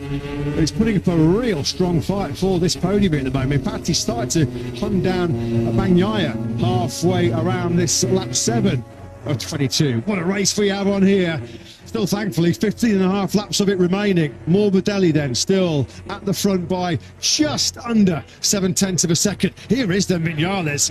Is he going to be close to him? Maybe to attack Bagnaia on the brakes into turn 16. We look further back. Here comes number 12. On the inside he goes. This is absolutely brilliant by Top Gun. Puts the KTM into the top 3 for the first time this season so far. Pecco Bagnaia, having been up into 2nd place just a couple of laps ago, now back in 4th. He's not having that though. He wants to come straight back through. Although Maverick Vinales, who's been struggling early on and under braking on this KTM, nothing wrong with him there, was there? As he outbraked Bagnaia into turn number 1. So Bagnaia, a lap ago, was 2nd. He's now 4th with the rider between himself and Marc Marquez. Not the rider we would have been expecting. Was that a bit of smoke off Vinales' right boot there? He's certainly got smoking hot pace right now in this Grand Prix. Where has this come from? KTM have been in the doldrums throughout 2025 so far. Pedro Acosta last night pretty much alluded to the media that he's on the 2024 spec RC16. Now Vinales now all over the rear tyre of Marc Marquez. Surely he can't complete a hat-trick of MotoGP victories. Of course, at the moment, he's right in the game for yet another piece of incredible history. No rider ever in Grand Prix racing in the top class has won for 4 different manufacturers. He's done it for Suzuki, he's done it for Yamaha, he's done it for Aprilia, and now he's having a proper crack at a KTM here. This is stunning by Top Gun. Well, if you had money on Maverick Vinales coming into this weekend in Qatar. Well, you're a braver person than any of us, but boy, are you being backed up with that right now. Maverick Vinales chasing after Marc Marquez, and we know already, don't we? We've seen already in this Grand Prix, we've seen it all season. That KTM is an absolute rocket down the main straight. Marc Marquez has got some serious grief coming here when they come out of turn 16 if Maverick Vinales waits that long. Well, that KTM has been so beset by chronic chatter and vibration, it almost shakes your teeth out on top of that RC16. At the moment, though, Maverick Vinales overriding the problems. No problem at the moment for the number 12. On board then with Marquez out of the third gear, turn 16. We'll wind up to about 350 kilometers an hour now. And just look at Vinales in the slipstream. You're going to have to be going some to outbrake Marc Marquez into the first corner here in Qatar. Vinales not close enough. You can just see there as well at the back of your picture, Zarco is still trying to keep himself in this podium battle on the LCR Honda. He is fifth, 6 tenths, just a little bit more than 6 tenths behind Bagnaia. And they're all continuing to chip away at Frankie Morbidelli's lead. You can now see the lead visually from the aerial shot. It's 3/10 of a second. Yellow flags will come out in the first sector of the lap. This group are now entering the second sector of the lap. Bagnaia still just in touch with this group in fourth place. Vinales having a look. It's Jack Miller who has gone down. He's had a few crashes already this weekend, and we can add another one to the list. He was running in 16th place, but Miller's tough weekend is over. Yeah, a chronic bout of food poisoning has seen Jack lose 3 kilos this week, and unfortunately, that's the third crash of the weekend for the Australian. With an excellent 5th place last time out in Kota. Vinales looks like he's building up here for an attack on Marc Marquez. He's not going to be close enough as they go through turn 10. Now this is where you do get Wheel Spin City coming through this long radius, a left-hander, all 5th gear through here. You're going to be able to manage the rear grip towards the latter stages of this Grand Prix. Feels like we're building towards the best race of the season. It feels like we've already had the best Grand Prix of the season so far. Jack Miller is attempting to rejoin on the damaged Pramac Yamaha. Morbidelli then it is that still leads. He's been at the front of this Qatar Grand Prix since the exit of turn 1 when there was a big contact between Alex and Mark. Mark now then closing, visibly closing in that braking zone for the final corner. Hard on the front end on that factory Ducati into the third gear. Final turn. Here comes Vinales as well, though, trying to use all of that KTM horsepower. He's in the KTM lane now, and he's going to have the inside line. Who's going to be latest on the brakes? Vinales, a really tough sit out, and this time around, he does outbrake Marc Marquez into that first corner. Maverick Vinales has come alive in 2025, hasn't he, on that factory KTM. This is nothing short of sensational. He is firmly in contention to become the first rider ever to win for 4 different manufacturers. What an accolade this could be. It's difficult to overstate just how much of a mess Maverick Vinales was in pre-season testing, adapting to that KTM, having jumped off the Aprilia last season. A very different bike to ride than anything else on this grid, and it looked like it in pre-season. Vinales said throughout testing and throughout the first couple of weekends, I need more time to understand this bike, as we see some more contact involving Fabio Di Giannantonio at the top of your screens. He's lost more bodyweight now up against Trent Mears Honda. Yeah, it's not a night to remember for Digia at all, is it? It's turning into a night to forget. KTM's last dry race victory was Miguel Oliveira at Catalunya in 2021. They're winless in nearly 3 years. That wet Grand Prix in Thailand back in 2022. It's been 5 years since Hervé Poncharo's Tech 3 team were victorious in the MotoGP World Championship. Oliveira and his home Grand Prix in Portimao. Vinales, this is just incredible. He was a rank outsider, wasn't he, coming into this weekend? And now surely it is just a matter of time before he hits the front. He might go for it now. Into 16 we go. Morbidelli's just a little bit too good, a little bit too precise on the brakes of that Ducati GP24. But now it's going to be Ducati versus KTM power. Ducati versus KTM grunt down this long start-finish straight. Here comes Vinales once again into the slipstream. And Maverick Vinales for the first time the KTM leads. Marc Marquez is trying to go with the number 12 as well. He's got the inside line through on Morbidelli. So in the space of, 300 metres, Morbidelli goes from first to third. But can you believe your eyes? We have a KTM in the hands of Vinales leading this Qatar Grand Prix. To answer your question, no, I can't believe my eyes. I did not expect to be seeing this. Just at all. The top four is really closed up. Morbidelli plummeting now. Bagnaia through into third place. Morbidelli did such a good job leading the first half of this race, and he's trying to come back on Bagnaia now bravely, but surely Morbidelli now fighting a losing battle against the factory Ducatis and incredibly Maverick Vinales KTM. Well, we said pre-race, welcome to the greatest show on earth. Well, this is the reason why. We have a race here, folks, don't we, in Doha. Vinales then it is that leads. Marc Marquez in second place. Coming back into podium contention here is Zarco. Don't rule him out on that LTR Honda machine. He's had a real strong ride. Further back, we've got Fermin Aldeguer in sixth place. Bagnaia again goes on the inside of Frankie Morbidelli. Frankie Morbidelli, though, he never gives up a position without leaning on somebody, does he? Morbidelli, you know he's going to tough it out now as they go through 13, 14. Bagnaia sweeps back through again. He's going to run onto the paintwork now, through the fast right-handers. He's got it now. Costing each other time with this, isn't it? And look at Zarco. His eyes are lighting up here in Losail. Through 14 we go. Finally, Bagnaia has made it through. Yeah, a little bit of frustration building there into the crash element of Pecco Bagnaia. Seeing the top two pull away. That's already cost him the thick end of a second. But Bagnaia is now through. Look at the queue of riders in the back of the picture that are battling. They're all queued up behind Pedro Acosta in seventh place. Zarco's not out of this. Neither is Fermin Aldeguer. Look at him in the back of the picture. And remember how quick he was late in the sprint yesterday. Vinales versus Marquez. These two have had some titanic battles down the years, haven't they? Since Vinales arrived as a Suzuki rookie back in 2015. Maverick Vinales, if he had time, he'd probably pinch himself right now, leading this Qatar Grand Prix. He's under, though, enormous pressure here from Marc Marquez. How much have some of these riders been tyre saving for the crucial late laps here in Doha? There is Fermin Aldeguer once again rocketing towards the top five, just as he did a couple of weeks ago in Qatar. I was just about to say, not on the last lap, but the previous lap. And Bastianini was actually, the tyre whisper Supreme was quicker than Maverick Vinales on the KTM. The problem is for the Beast, Vinales' Tech 3 teammate. Here's his way down in, that 14th place because he's picked a way through on Ayagura.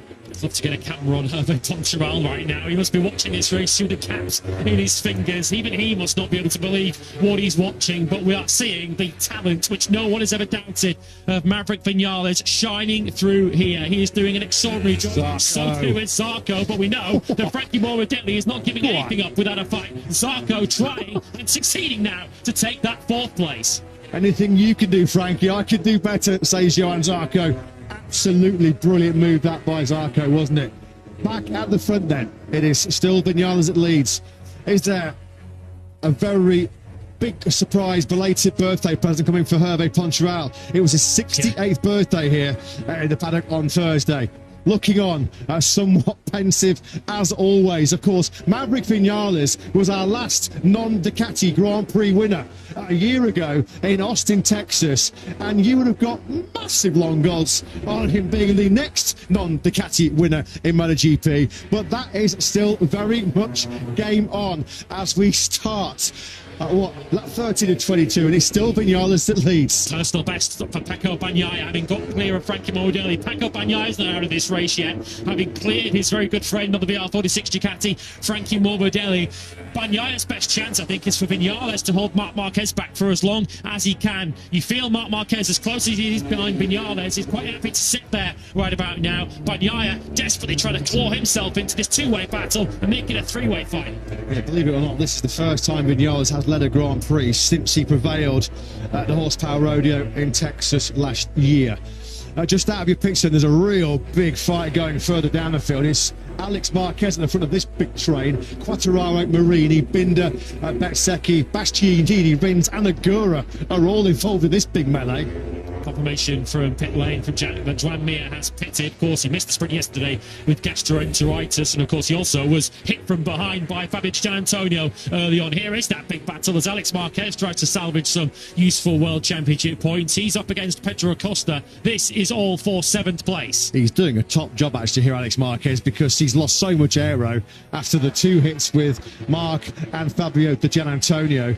So that bike will be a real handful around this 5.3 kilometre Losail International Circuit. They've got that aero, they've got an abundance of aero for a very good reason. It gives you downforce, it helps you in the braking zone. So the fact that Alex Marquez is still able to keep the likes of Costa, Quartararo, Binder, Marini behind him, you have to doff your cap to the rider who is second in the World Championship right now. And just to underline what a great job Vinales is doing here, which is a masterpiece of understatement. The next KTM in the race is Pedro Acosta, who now runs 8th. He is the best part of 6 seconds across the line. In fact, he's now 7 seconds off the race lead. Maverick Vinales is putting that KTM in a position that we haven't seen it in, or even dreamt of seeing it in, all season so far.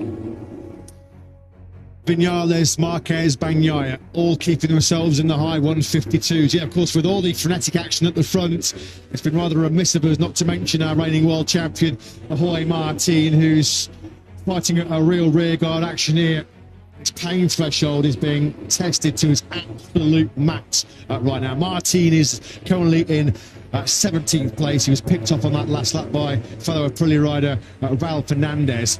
You have to say, though, top job by Martin. 13 laps in, he's 13 seconds off the pace. He's only losing a second a lap. This is a guy who has been to hell and back with big pre-season injuries. He's got no race experience at all on that factory Aprilia. So just to see the checkered flag will feel like a win for the world champion. Yellow flags are out in Sector 2, and we've now got a double DNF for the Pramac Yamaha team, or double crash at least, because Jack Miller did pick his bike up, although he has since retired. Augusto Fernandez is now down. He was running at the start of this lap in 19th place with only Chantra behind him. Fernandez is also now out. Yeah, there is Augusto Fernandez, the Yamaha test rider, walking away from the scene of that accident. Back at the front. This is going to be the mother of all shocks, isn't it? Let's be honest. I mean, nobody could have predicted in their wildest dreams. Who had a crystal ball that said Maverick Vinales was going to be leading this Qatar Grand Prix? Having seen Ducati run right... Oh, it's Martin. Oh, this is not a sight we wanted to see at all. Jorge Martin then.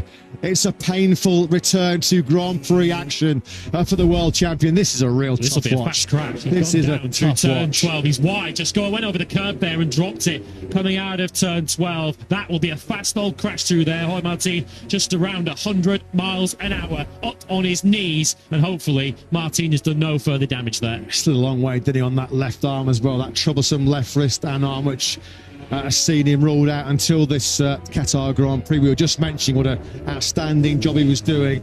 He would have had one mission here tonight, and that was to see the checker flag, grit his teeth and bring it home. Unfortunately, that has not been mission accomplished for Martin. Back at the front. 7.5 laps to go as Vinales is out wide. Out wide on that KTM RC16. Chops back across the nose of Marc Marquez. I'm going to be fascinating to understand what kind of issues Marc was contending with, having had that damaged rear aero after the first corner contact with Alex early on. On that last lap, Marc Marquez was he's justified in his first fastest lap of the race. He said last night, this will all be about who's been able to keep the grip, who's been able to nurse those Michelin tyres for a late attack here. Well, are we seeing? That is just not a sight we want to see at all, is it? Jorge Martin undergoing treatment as well at trackside. Yeah, hopefully Jorge Martin is okay in that. We don't want to see, having had such an injury-ravaged start to his World Championship defence, for any further injury. Physically already, he must have been absolutely spent. We wish Martin all the very best. There's some VR46 Ducati debris in the middle of the racetrack there, down to the final corner, turn 16. Spotted that a couple of laps ago. There will be 7 to go now as they cross the line. Vinales and Marc Marquez still nothing to choose between their lap times, both doing 1:52.7s. And Pecco Bagnaia still locked around about a second off the race lead. Is he on his limit just to match these two, or is he saving something? Yeah, you just wonder whether fatigue and tiredness was a contributing factor to the mistake from Martin that sent him careering down the road. Nothing really now, is there, between Vinales and Marquez? Who's going to blink first here in the Doha Desert? Just about 9/10 of a second back is Pecco Bagnaia. Is that already a gap too far for him to bridge. Just a lonely fourth right now for Johan Zarco. Yeah, Vinales has had his troubles stopping that KTM in those tight left-handers of 6 and 10, and he does blink. Well, we said who will blink first, and what, within 2 or 3 corners, it was Vinales. Mark back at the front. So Marc Marquez now with extra time ahead of him. Does he now try and pull the pin? Does he have some extra speed in reserve? He had just set a personal best a lap and a half ago, which was matched by Vinales up the road. Pecco Bagnaia is closing in on this current lap 16 of 22. Look how much closer he is to the top 2. But Marc Marquez will be hoping to just get his head down and pull away with this. Yeah, you can see Marquez, he was getting wheel spin on that factory Ducati as he grabbed a handful of throttle going through turn 11. Has he just been stage managing this to absolute perfection? Has he just been perfectly content to sit on the rear tyre of Maverick Vinales, keep some life, keep some grip in those Michelin tyres for a late onslaught? Well, we're about to find out, aren't we? Because it's not done yet. No, Maverick Vinales, I mean, unless he really fluffs his lines, this is going to be a first KTM podium here for Vinales, because he's under no real great threat right now from Bagnaia in 3rd place. Over at the line we go. Yeah, the 2 factory Ducatis once again could keep themselves in those high 52s, with the mistake, of course, which would have impacted his lap time at turn 6. Vinales was almost back in the mid 53s. So has Vinales' push at the front of this Grand Prix, for so much of it, just seen him barbecue that rear tyre? Different question now being asked of Maverick Vinales for defending that lead for so long. He's got to go on the attack once again. He's also got to be mindful of Pecco Bagnaia in 3rd place, ready to pounce in these closing laps. Vinales looked like he was really fighting to make that KTM turn into turns 4 and 5. This is 6 now, where he's had problems in the last 2 laps, and this was the problem which ultimately cost him the race lead. Yeah. Couple laps before this, we saw him run wide. He had a good look to his left there because he knew he was going to make sure he gave plenty of room for Marc Marquez. Didn't want to cut back on the racing line and potentially instigate a collision between the pair of them. There's your top 3 then in the same camera shot from the helicopter that's following Marc, Vinales and Bagnaia then around this Qatar course. Through turn 10 we go. Let's just see the wheel spin. Who's managing that rear grip the better? Smoke almost pouring off the rear tyre of Vinales' KTM. A little bit further back there, you can just see Morbidelli continuing to harass Zarco for that 4th place. Feels like a long time ago now, doesn't it, since Morbidelli was our early leader here in Qatar. He's dropped right out of contention, and Fermin Aldeguer, having charged towards that top 6, he's made no great inroads into threatening Morbidelli and Zarco as it stands right now. He's still got plenty of time, of course. Desperately wrecking my brain for some more superlatives here from Maverick Vinales, because he is just about staying with Marc Marquez. Of course, so much talk is technical about aerodynamics, about engines, about the manufacturer war in MotoGP, but sometimes there is just no substitute for raw talent, and that is what we are seeing from Maverick Vinales tonight. The next KTM, 9th place from Pedro Costa, 11th place from Brad Binder, who we're now watching on screen here, taking 10th from Marco Bezzecchi. Maverick Vinales is outriding that motorcycle tonight. Well, it's the night race, so I guess Batman, of course, was always going to be strong here in Qatar. He's only had 1 podium since we saw Batman for the first time in Mandalika. That was his victory in Qatar. Further back down the field, this is a pretty strong mid-pack battle. Marco Bezzecchi there on the factory Aprilia, the lone surviving factory Aprilia. He's in 10th place. Brad Binder 11th, Marini 12th, Ayagura in 13th place, Bastianini in 14th, although that is now 13th because that's the beast going through once again on the 79. Alex Rins at the moment on course for the final point scoring position in this Grand Prix. Ralph Fernandez 16th. Ooh, a case of what might have been for Fabio Di Gianantonio. He's in 17th place at the moment, but on that last lap he set his best lap of the Grand Prix, and we know that he's minus a lot of vital aero as well.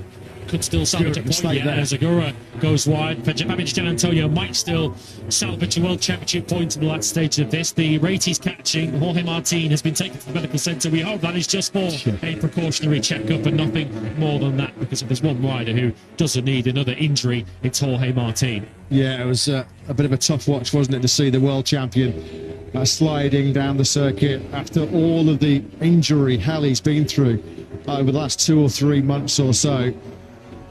let's just hope he's going to be okay. Now then, Marc Marquez, we did suspect maybe that he had been doing a bit of tyre saving for a late attack, right on cue. 4 laps to go here in Qatar, and Marc Marquez has just fired in the fastest lap of this Grand Prix so far, a 1:52.662, basically saying to Vinales and Bagnaia, well, what have you got? Well, Maverick Vinales has still got plenty. He did a 1:52.8 last time around, which is only a couple of tenths slower than Marc Marquez. Bagnaia was the one who kind of fell back a little bit on that last lap. He did a 53.3, some 6.10, 6.5 slower than Marc Marquez. Bagnaia now a second and a half up the lead and losing touch with Maverick Vinales. So Bagnaia's grip on a potentially even second place is now starting to loosen a little bit. But Marc Marquez is certainly tightening his grip on another potential 3rd win of the season. Yeah, well, we won't just count our chickens just yet, because of course, fresh in our minds, and I'm sure fresh in the mind of Mark as well, as the fact that he was nearly 2.5 seconds clear in Qatar a couple of weeks ago when he crashed out of the lead. But as a contest here in Qatar, this one looks over, doesn't it? As Marquez, just out of nowhere, it's going to be a second clear of Vinales. Pecco Bagnaia, at one stage we thought he was going to be in the victory hunt. I guess if you said to Bagnaia pre-Grand Prix here tonight, 11th to 3rd, he would have taken that. But he's going to lose more crucial ground in the World Championship. In fact, as it stands right now, another 9-point gain for Marc over Bagnaia would see the 93 head to round 5, our first European stopover in Jerez in 2 weeks up. 30 points clear he'll be of his teammate. And he'll pull a big advantage too out of Alex Marquez, who's going to score 9 points. And that's for 7th. Another fastest lap of the race for Marc Marquez. Yeah. Consecutive fastest laps. A 52.6 followed by a 52.5. The lead is over a second, and Marc Marquez has just left anyone who was in any doubt as to who the man was tonight in Qatar. They're in no doubt any longer. Well, it was in Burram, wasn't it, on his factory Ducati debut, where Alex Marquez and Pecco Bagnaia both said Marc was playing with us. You get the feeling that history is repeating itself a little bit here. The late attack that he was confident of making, well, that is in full float right now, 52.561. Fair play to Marc. I mean, that was pretty much a second quicker than Bagnaia. Nothing that the Italian can do in response. What about this battle? Pretty good battle as well, isn't it? Which has been raging war. Zarco almost washed the front out there on that LCR Honda, didn't he? Going through 6. Morbidelli then on course for 4th place. In fact, Zarco over the line was 4th. Morbidelli's taken that one back again. Must have been a mistake maybe somewhere for Zarco. Fermin Aldeguer still staring at this battle between two very experienced MotoGP campaigners up ahead of him. Johan Zarco's closing in on 150 MotoGP starts. Frankie Morbidelli celebrating his 126th this weekend. Fermin Aldeguer just in his 4th, and 4th place is his reward if he can make his way through the pair up ahead of him.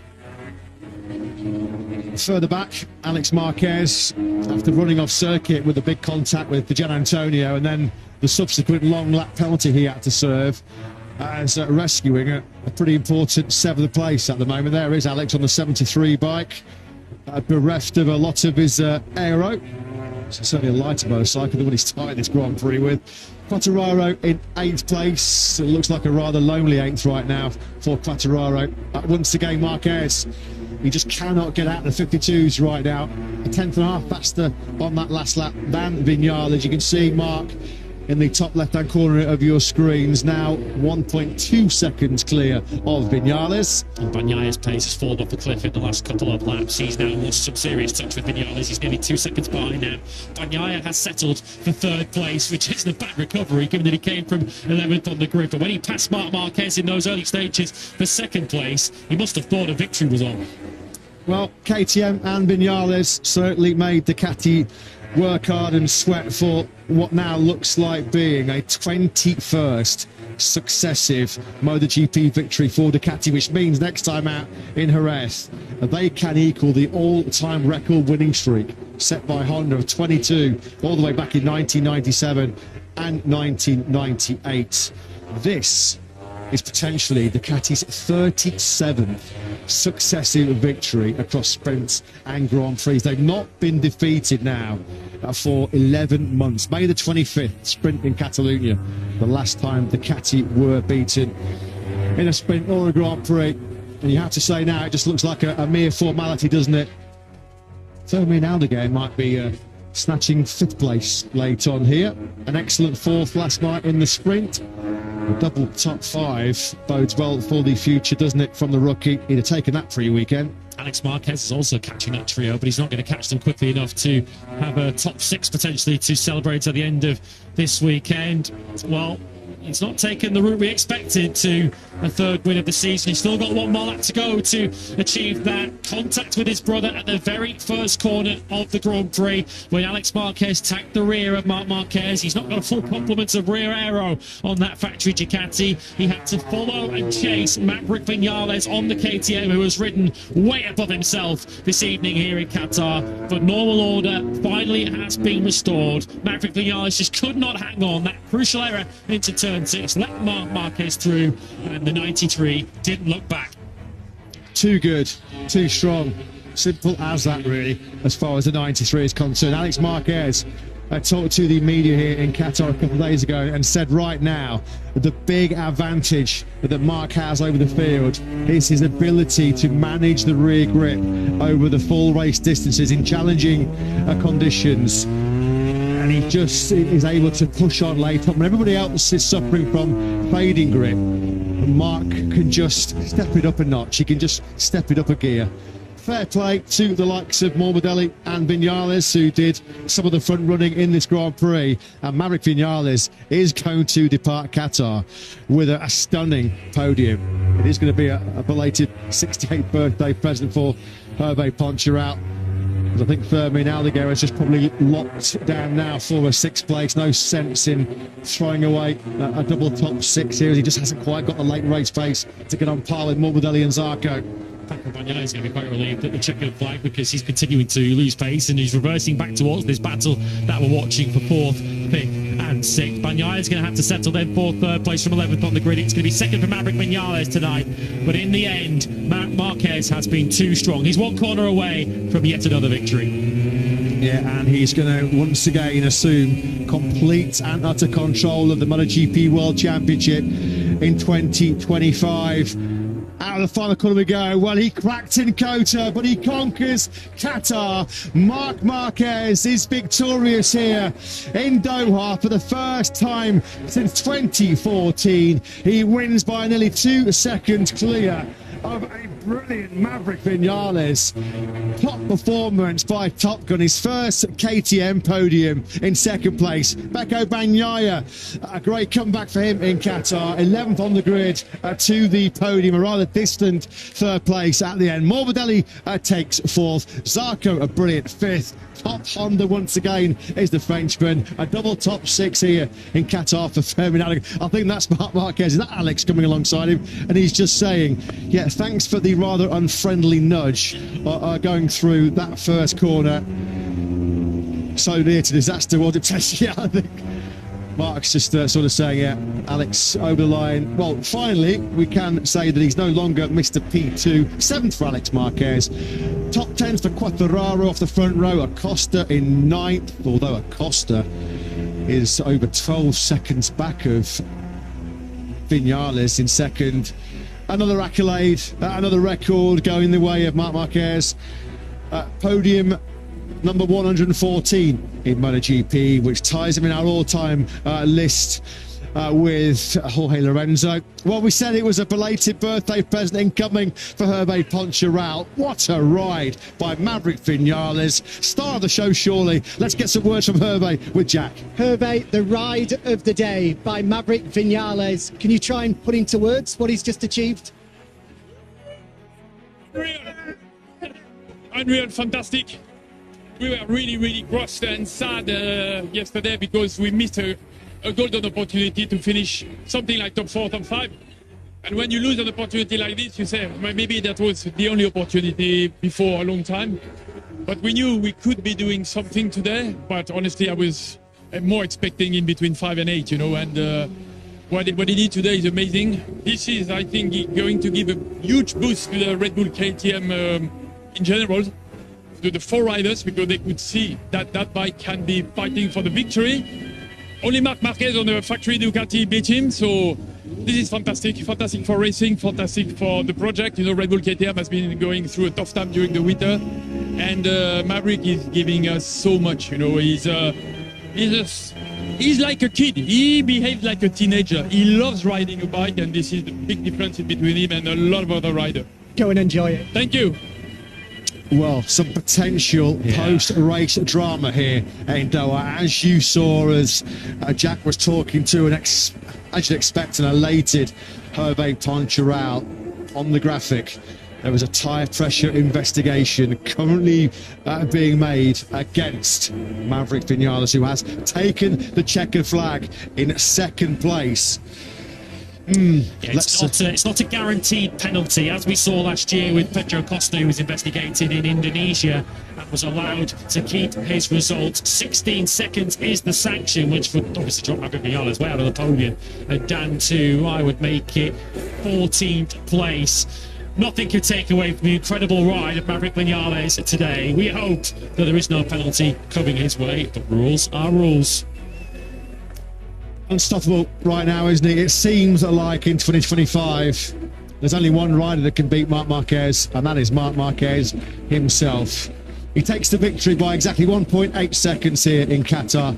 Alex Marquez does retain 2nd place in the standings. That is a very second-hand BK8 Gresini Racing Ducati. That was a top ride by Alex Marquez. When you think how much of a handful those MotoGP bikes without half of the aero, 2 big contacts here for Alex, and I'm sure, knowing the sort of gentlemanly fellow Alex is, that he'll be offering an apology to Fabio Di Gianantonio after that Grand Prix, because their contact, well, it dropped Di Gianantonio right out of podium contention. 2030 was on the road at that time.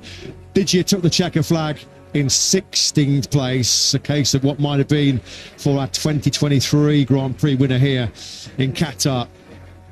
But make it a magnificent 7 out of 8 so far in 2025 for Marc Marquez. And let's be blunt, let's be brutally honest, it should be 8 out of 8. Yeah, the only win that Marc Marquez has not taken this season.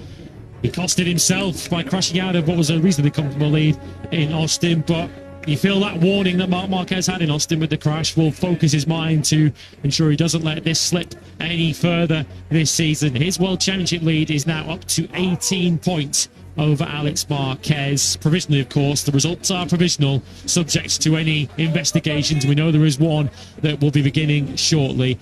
And Pecco Bagnaia gets his way through to the podium. Here he is. It's a good ride. It's a good recovery for Pecco Bagnaia, and ultimately we will never know what kind of challenge Pecco Bagnaia could have launched today had he not crashed in Q2. Oh, look at that big shake of the head from his crew chief, Christian Gavarini. Bagnaia comes over to embrace Maverick Vinales. I think when Bagnaia got himself up as high as 2nd place, he probably thought, here we go. Chance to maybe claim back-to-back victories here in Qatar. Not the case, unfortunately, as he slipped right out of contention. Marc Marquez comes over to have a little chat with Maverick Vinales. As we have to emphasise here, this is a result pending a tyre pressure investigation. 11th to 3rd, a great effort by Pecco Bagnaia here in Qatar. And he's with Jack. Pecco, a brilliant recovery ride to come through to the podium from the 4th row of the grid after the frustration of yesterday. Just how nice is it to be on the podium? It's nice to be on the podium, but I'm very angry about yesterday, because if I can do it today on Sunday, I need to do it also on Saturday. It's more or less always the same story, but we have to be satisfied about today. Starting from that position, it's always complicated to understand the strategy, so I pushed a lot in the last laps. I was out of rear tires, but in any case, happy for the team, because they are always doing a fantastic job, and we just need to continue in this way. A great ride, well done. Thank you. Yeah, of course, 3rd place could maybe 2nd, depending on what happens post-race to Maverick Vinales. This was Bagnaia, who on the inside of VR46 Academy colleague Frankie Morbidelli, albeit briefly. Look at those two. They've had those kind of battles, haven't they? On the dirt at the VR46 ranch in Tavulia. But unfortunately, conclusion of that Grand Prix in Qatar, Bagnaia was 4.5 seconds behind his teammate Marc Marquez. He paid dearly, didn't he, for that crash in Q2. You always feared the worst when he went down the road at Q2 in turn 4, leaving himself 11th place on the grid. It was always going to be a big ask. Frankie Morbidelli was not giving up that podium place, was he? We had an almighty fight. So Maverick Vinales then, as it stands right now, coming to speak to Jack. What a ride. Top-notch performance by the Top Gun. Vinales on the podium for the first time on a KTM, and he's with Jack. Maverick Vinales, where on earth did that come from? After all of the struggles, all of the frustration, what does it mean to put a KTM on the podium? Time. It means a lot. It means that we are doing an incredible job. It's obvious to adapt to a new bike is not easy, but somehow we have to enjoy this result because I tried to keep in the front. Maybe this race for sure make a click and this is something unbelievable, but you know, we must be very happy. Thank you KTM, thank you Tech 3, thank you Red Bull for this opportunity because it's been amazing and once again we are close to the top, so very happy and very pleased with all the job. Thank you guys. A quite incredible ride. Congratulations. Thank you. Yeah, absolutely unbelievable performance that by Maverick Vinales. Not history in terms of winning for 4 different manufacturers, but he's certainly the first rider, surely, to podium in MotoGP for 4 different brands.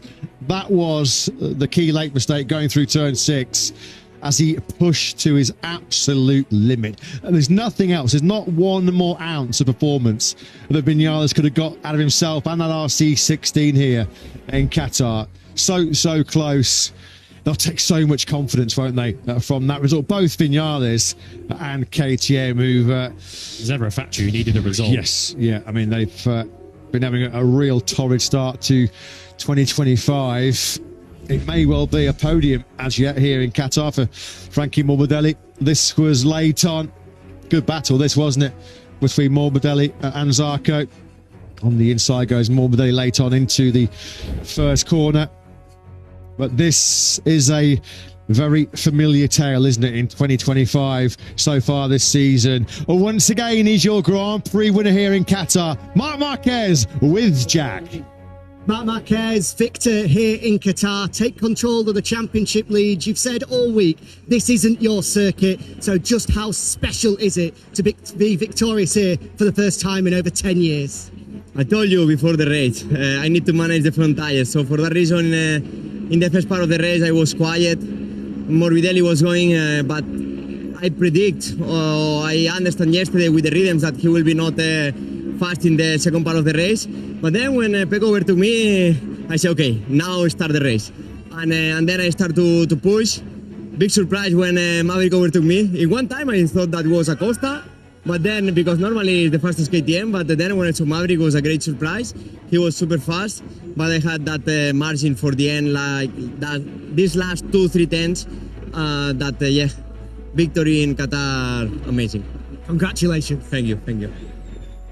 Yeah, don't worry, Mark. We all got a big shot when we saw Maverick Vinales charging through into the linear. He was expecting to be Pedro Acosta. This was the very early drama. A real big whack on the rear end of his factory Ducati from, of all people, his brother, Alex. It did not really disturb him. As he said, he was managing both the front and the rear grip. And as we talked about in commentary, he's just always got that next gear to go like those, to find those 2 or 3 tenths when he really needs it the most. I think he was telling Jack before we heard his interview in Parc Ferme, he couldn't feel a thing. No obvious difference in performance with the damage to sort of Stegosaurus fins on the back of that Ducati. And for the first time in 11 years, it's 11th heaven, really, in many respects, isn't it, for Marc Marquez, as he is victorious. And now, 18 points clear in the MotoGP World Championship as he comes to embrace his girlfriend, Gemma Pinto. Well, I ended up sending the invoice to Alex for that one. Well, who needs aero, eh? We saw Marc Marquez winning the race even without that piece missing, and we saw Alex Marquez and Fabio Gian Antonio with varying degrees of broken Ducatis, also setting pretty fast lap times at the end. Alex Marquez salvaging 7th place. Fabio Gian Antonio, though, after a couple of collisions for him, because he also ran into Joan Mir, failing to score tonight.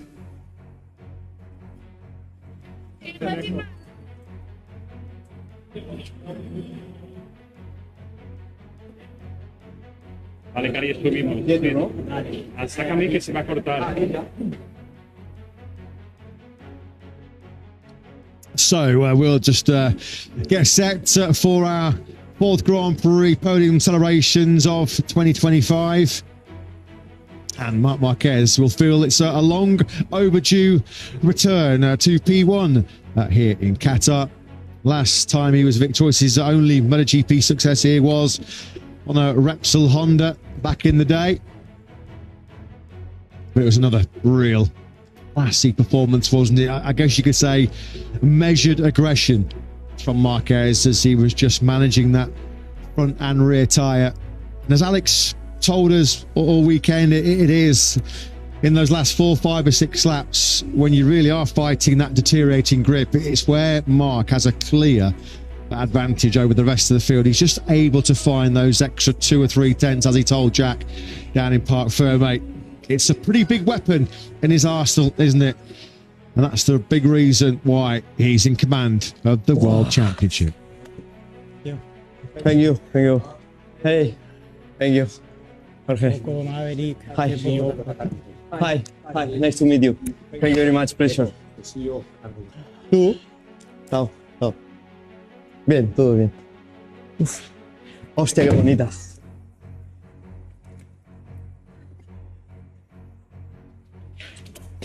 Io per spingere e recuperare ho bruciato tutto. All'inizio? Nice to meet you. I know him for a long time. In training here a lot. Half. Many friends here. Nice to meet you. Thank you. Vedi, qui non ho aperto full e pum.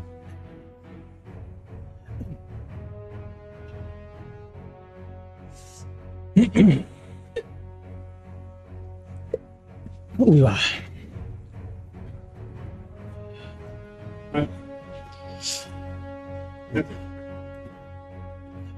Al principi quan m'has adelantat, veig una KTM i dic acosta, perquè allà em va passar l'any passat.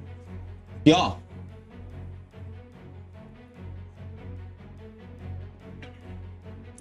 Penso che dopo gli è andato long lap. Long lap no. No, un warning, no, penso? Per me è long lap. Ho visto il 73, ma non capiva.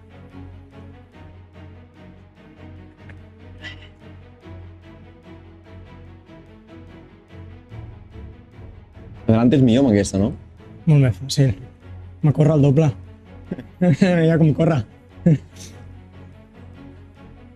I pots frenar molt tard. Però no gira.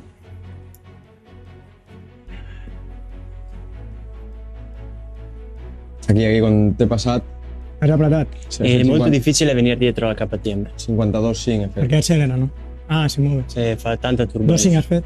Sí. Jo feia 2,7, 2,7, 2,8. Bueno, bien. Perché si muove? La turbolenza, quando sei dietro a KTM ha molti movimenti.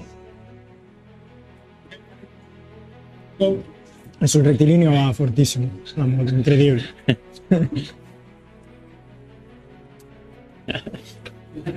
Aiuta un po', eh. È la prima volta che ce l'ho con potenza. Okay, then let's get the podium proceedings underway. And once again, the colour is red on the top step of the podium. 3 wins out of 4 for Marc Marquez. 4 wins out of 4 for the factory Ducati squad. After Bagnaya's upset victory in Austin, I guess you could say it's Marc Marquez winning in Bagnaya territory tonight. A circuit that he expected to be on the defensive. Marc Marquez ultimately left the rest of the field with no defence against him.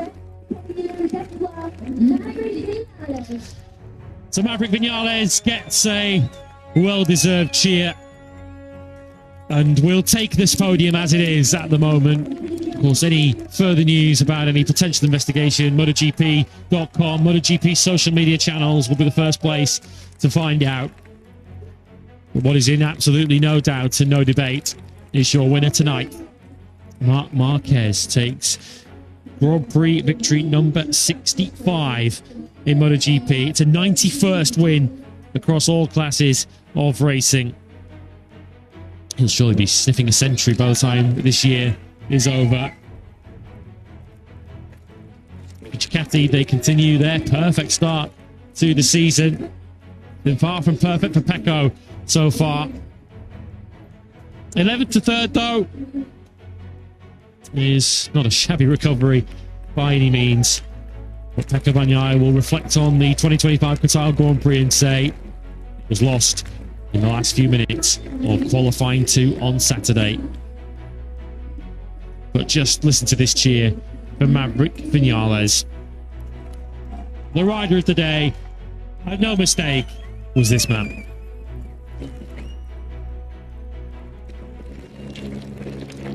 He's good. He is very, very good on his day. And tonight, well, I guess it wasn't quite his night, but Maverick Vinales absolutely rode the wheels off that KTM R16. Your winner, though, for the 3rd time out of 4, and including sprints, the 7th time out of 8. A rare victory under the lights in Qatar as Marc Marquez wrestles back control of the MotoGP World Championship.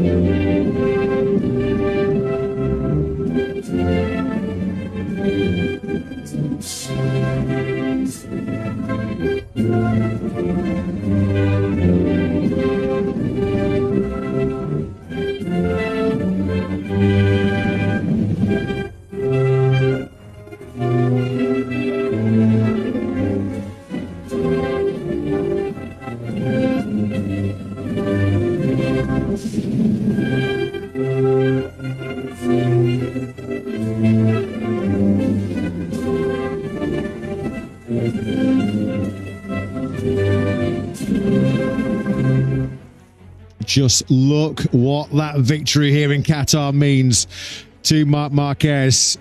There was no defending at all, was there? He came in this weekend predicting that, on paper at least, Alex Marquez and Pecco Bagnaia were stronger than he was. But the strongest rider by far so far in this year's World Championship is the number 93.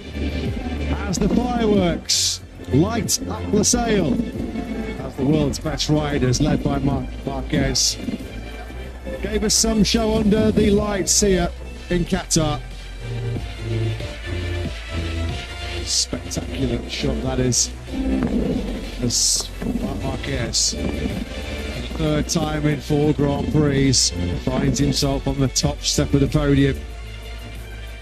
It's been worth the wait. It's been a long wait to find himself back in P1 in Qatar, but he is there. Pecco Bagnaia, as we mentioned, that qualifying crash last night really did for his victory hopes. Nothing quite like it is the night race in Qatar as we leave our early season overseas tour and head back to Europe for a fair old stint, starting next time out in the cauldron atmosphere of the Circuito de Jerez, Angel Nieto. The Spanish fans will be out in droves, won't they, to see if Marc Marquez can banish the demons of 2020, where he suffered that potential career-threatening humerus injury. It's been a night to remember for Marquez, a night certainly to remember, we hope, for Maverick Vinales and Red Bull KTM Tech 3. We are still awaiting the outcome, the pending investigation of a possible post-race tyre pressure infringement. So we have done Southeast Asia, South and North America and the Middle East, and we finally head back to Europe for what is always an unbelievable Grand Prix a spectacle in Spain as we head for the Gran Premio Estrella Galicia 00 de España in Jerez in Andalusia in 2 weeks' time. Where Marc Marquez will head there back on top of the World Championship after trailing his younger brother by a couple of points on the way here. This time, though, it's Marc's weekend. And it's Marc's supremacy at the top of the World Championship that the rest have got to try and challenge when MotoGP returns to Europe. Marc Marquez, your winner from a superb second. Maverick Vinales. These results all provisional. Pecco Bagnaia third from Frankie Morbidelli, who held off Johan Zarco for fourth, which we might yet see become a third. We shall see. Fermin Aldeguer leading home his teammate Alex Marquez, whose Grand Prix was, of course, conditioned by that collision and subsequent long lap penalty after he collided with Fabio Di Giannantonio. Points for the likes of Bastianini, Rins, Binder and Ayagura. Nothing though for Fabio Di Giannantonio tonight after a couple of collisions, first with Marquez and then later on with Joan Mir, who pulled in with 10 laps still to go. Jorge Martin, another rider to retire after his crash. We certainly hope he is okay. Marc Marquez then leads the championship to Europe by 18 points over his younger brother Alex. Pecco Bagnaia third overall and now 30 off the championship lead. Frankie Morbidelli fourth in the race tonight, fourth in the World Championship and 27 points clear of his teammate Fabio Di Giannantonio. Johan Zarco, after a 5-5th tonight, climbs up to 6th in the championship.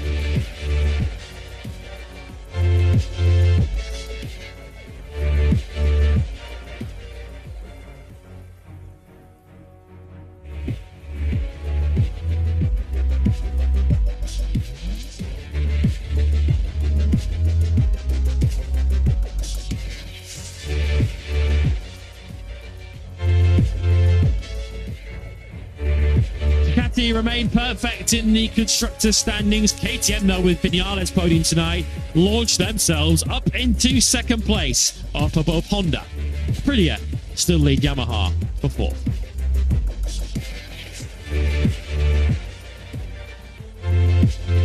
Team standings, Ducati Lenovo team 92 points clear already of the nearest challengers. Rossini, they do go back ahead of the R46 though tonight by a solitary point.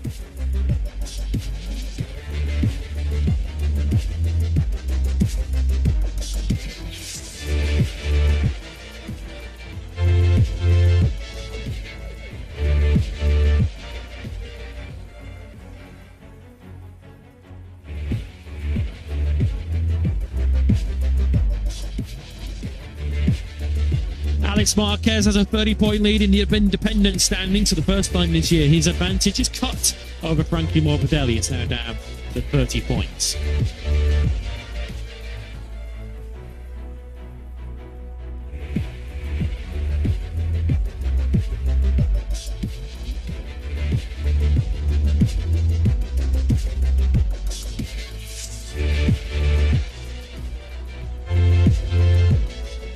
In the independent team standings, Grassini are a point ahead now of VR46. Red Bull KTM Tech 3 now up into third place thanks to Maverick Vinales.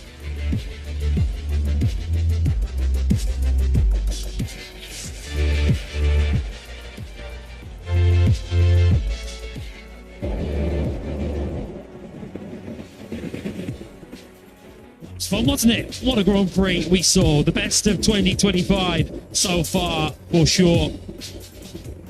Marc Marquez, once again, making a superb start from pole position. Finally saw some contact between the two brothers who've been so strong so far this season. As Marc Marquez went a little bit wide into turn number one. Alex clipping the rear of the GP25 and taking off one of the fins on the tail of Mark's bike. That allowed Frankie Morbidelli to take an early lead. Fabio Di Giannantonio looking to join his teammate at the front of the race before contact with Alex Marquez took Digia out of contention and took plenty of aero off Alex Marquez's bike. He waved a hand of apology. That wouldn't spare him a long lap penalty though. Well, Pecco Bagnaia was coming into contention, so too Maverick Vinales in the early stages. Bagnaia was up in second place at one point before Vinales on the Tech 3 KTM made his play to hit the front. Even coming through on Marc Marquez, using the power of the KTM and the clear talent of Maverick.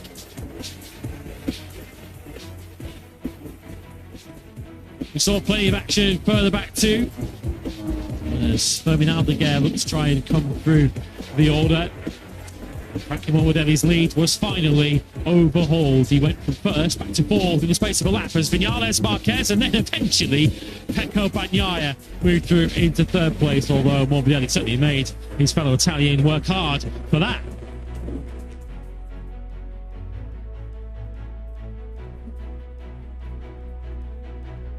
Bagnaia, though, eventually would get the better of his fellow VR46 Academy rider. 2D podium positions, third that he would stay in for the rest of the race.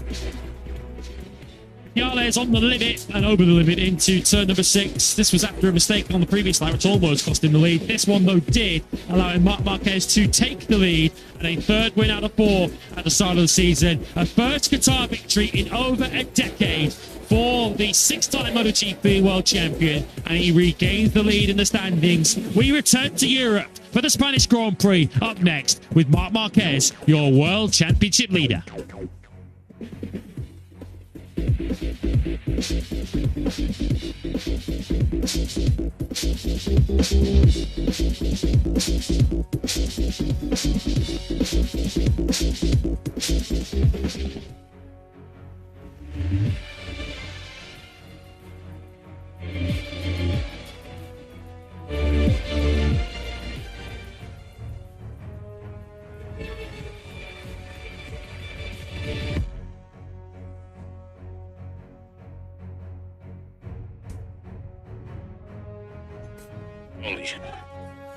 What side of the battle are you on? The world's finest riders, live on Supersport, your world of champions. Proudly brought to you by Play Soho.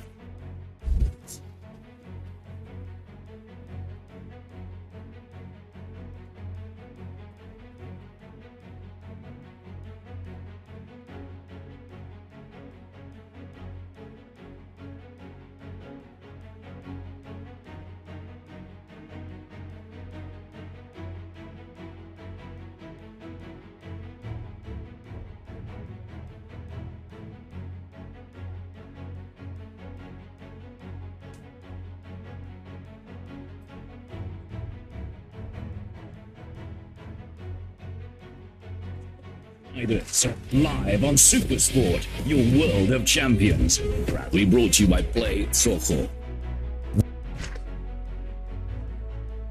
The next question. What sea creature is 95% water? The clock starts now. Jellyfish. Zelda? Is it jellyfish?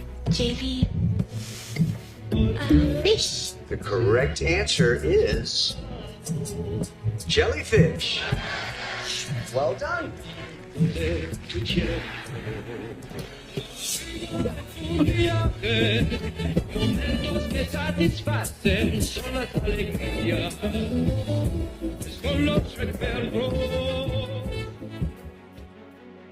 All the bikes, all the terrain, all the world's greatest race. Only one speed, fast, one goal, the finish. All the agony and ecstasy from another incredible season in the saddle. Cycling on Supersport. Proudly sponsored by Cecil Nurse and Marion.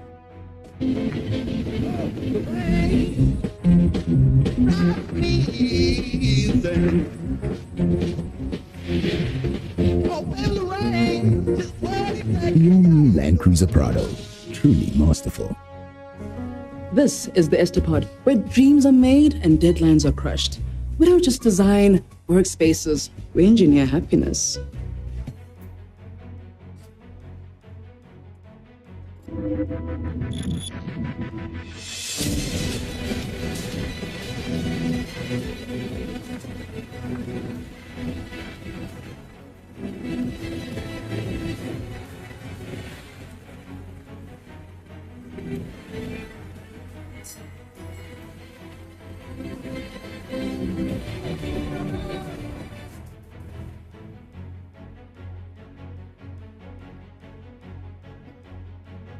A date with destiny, a course without comparison. The Hell of the North opens its gates and glory awaits. A very warm welcome to Paris-Roubaix.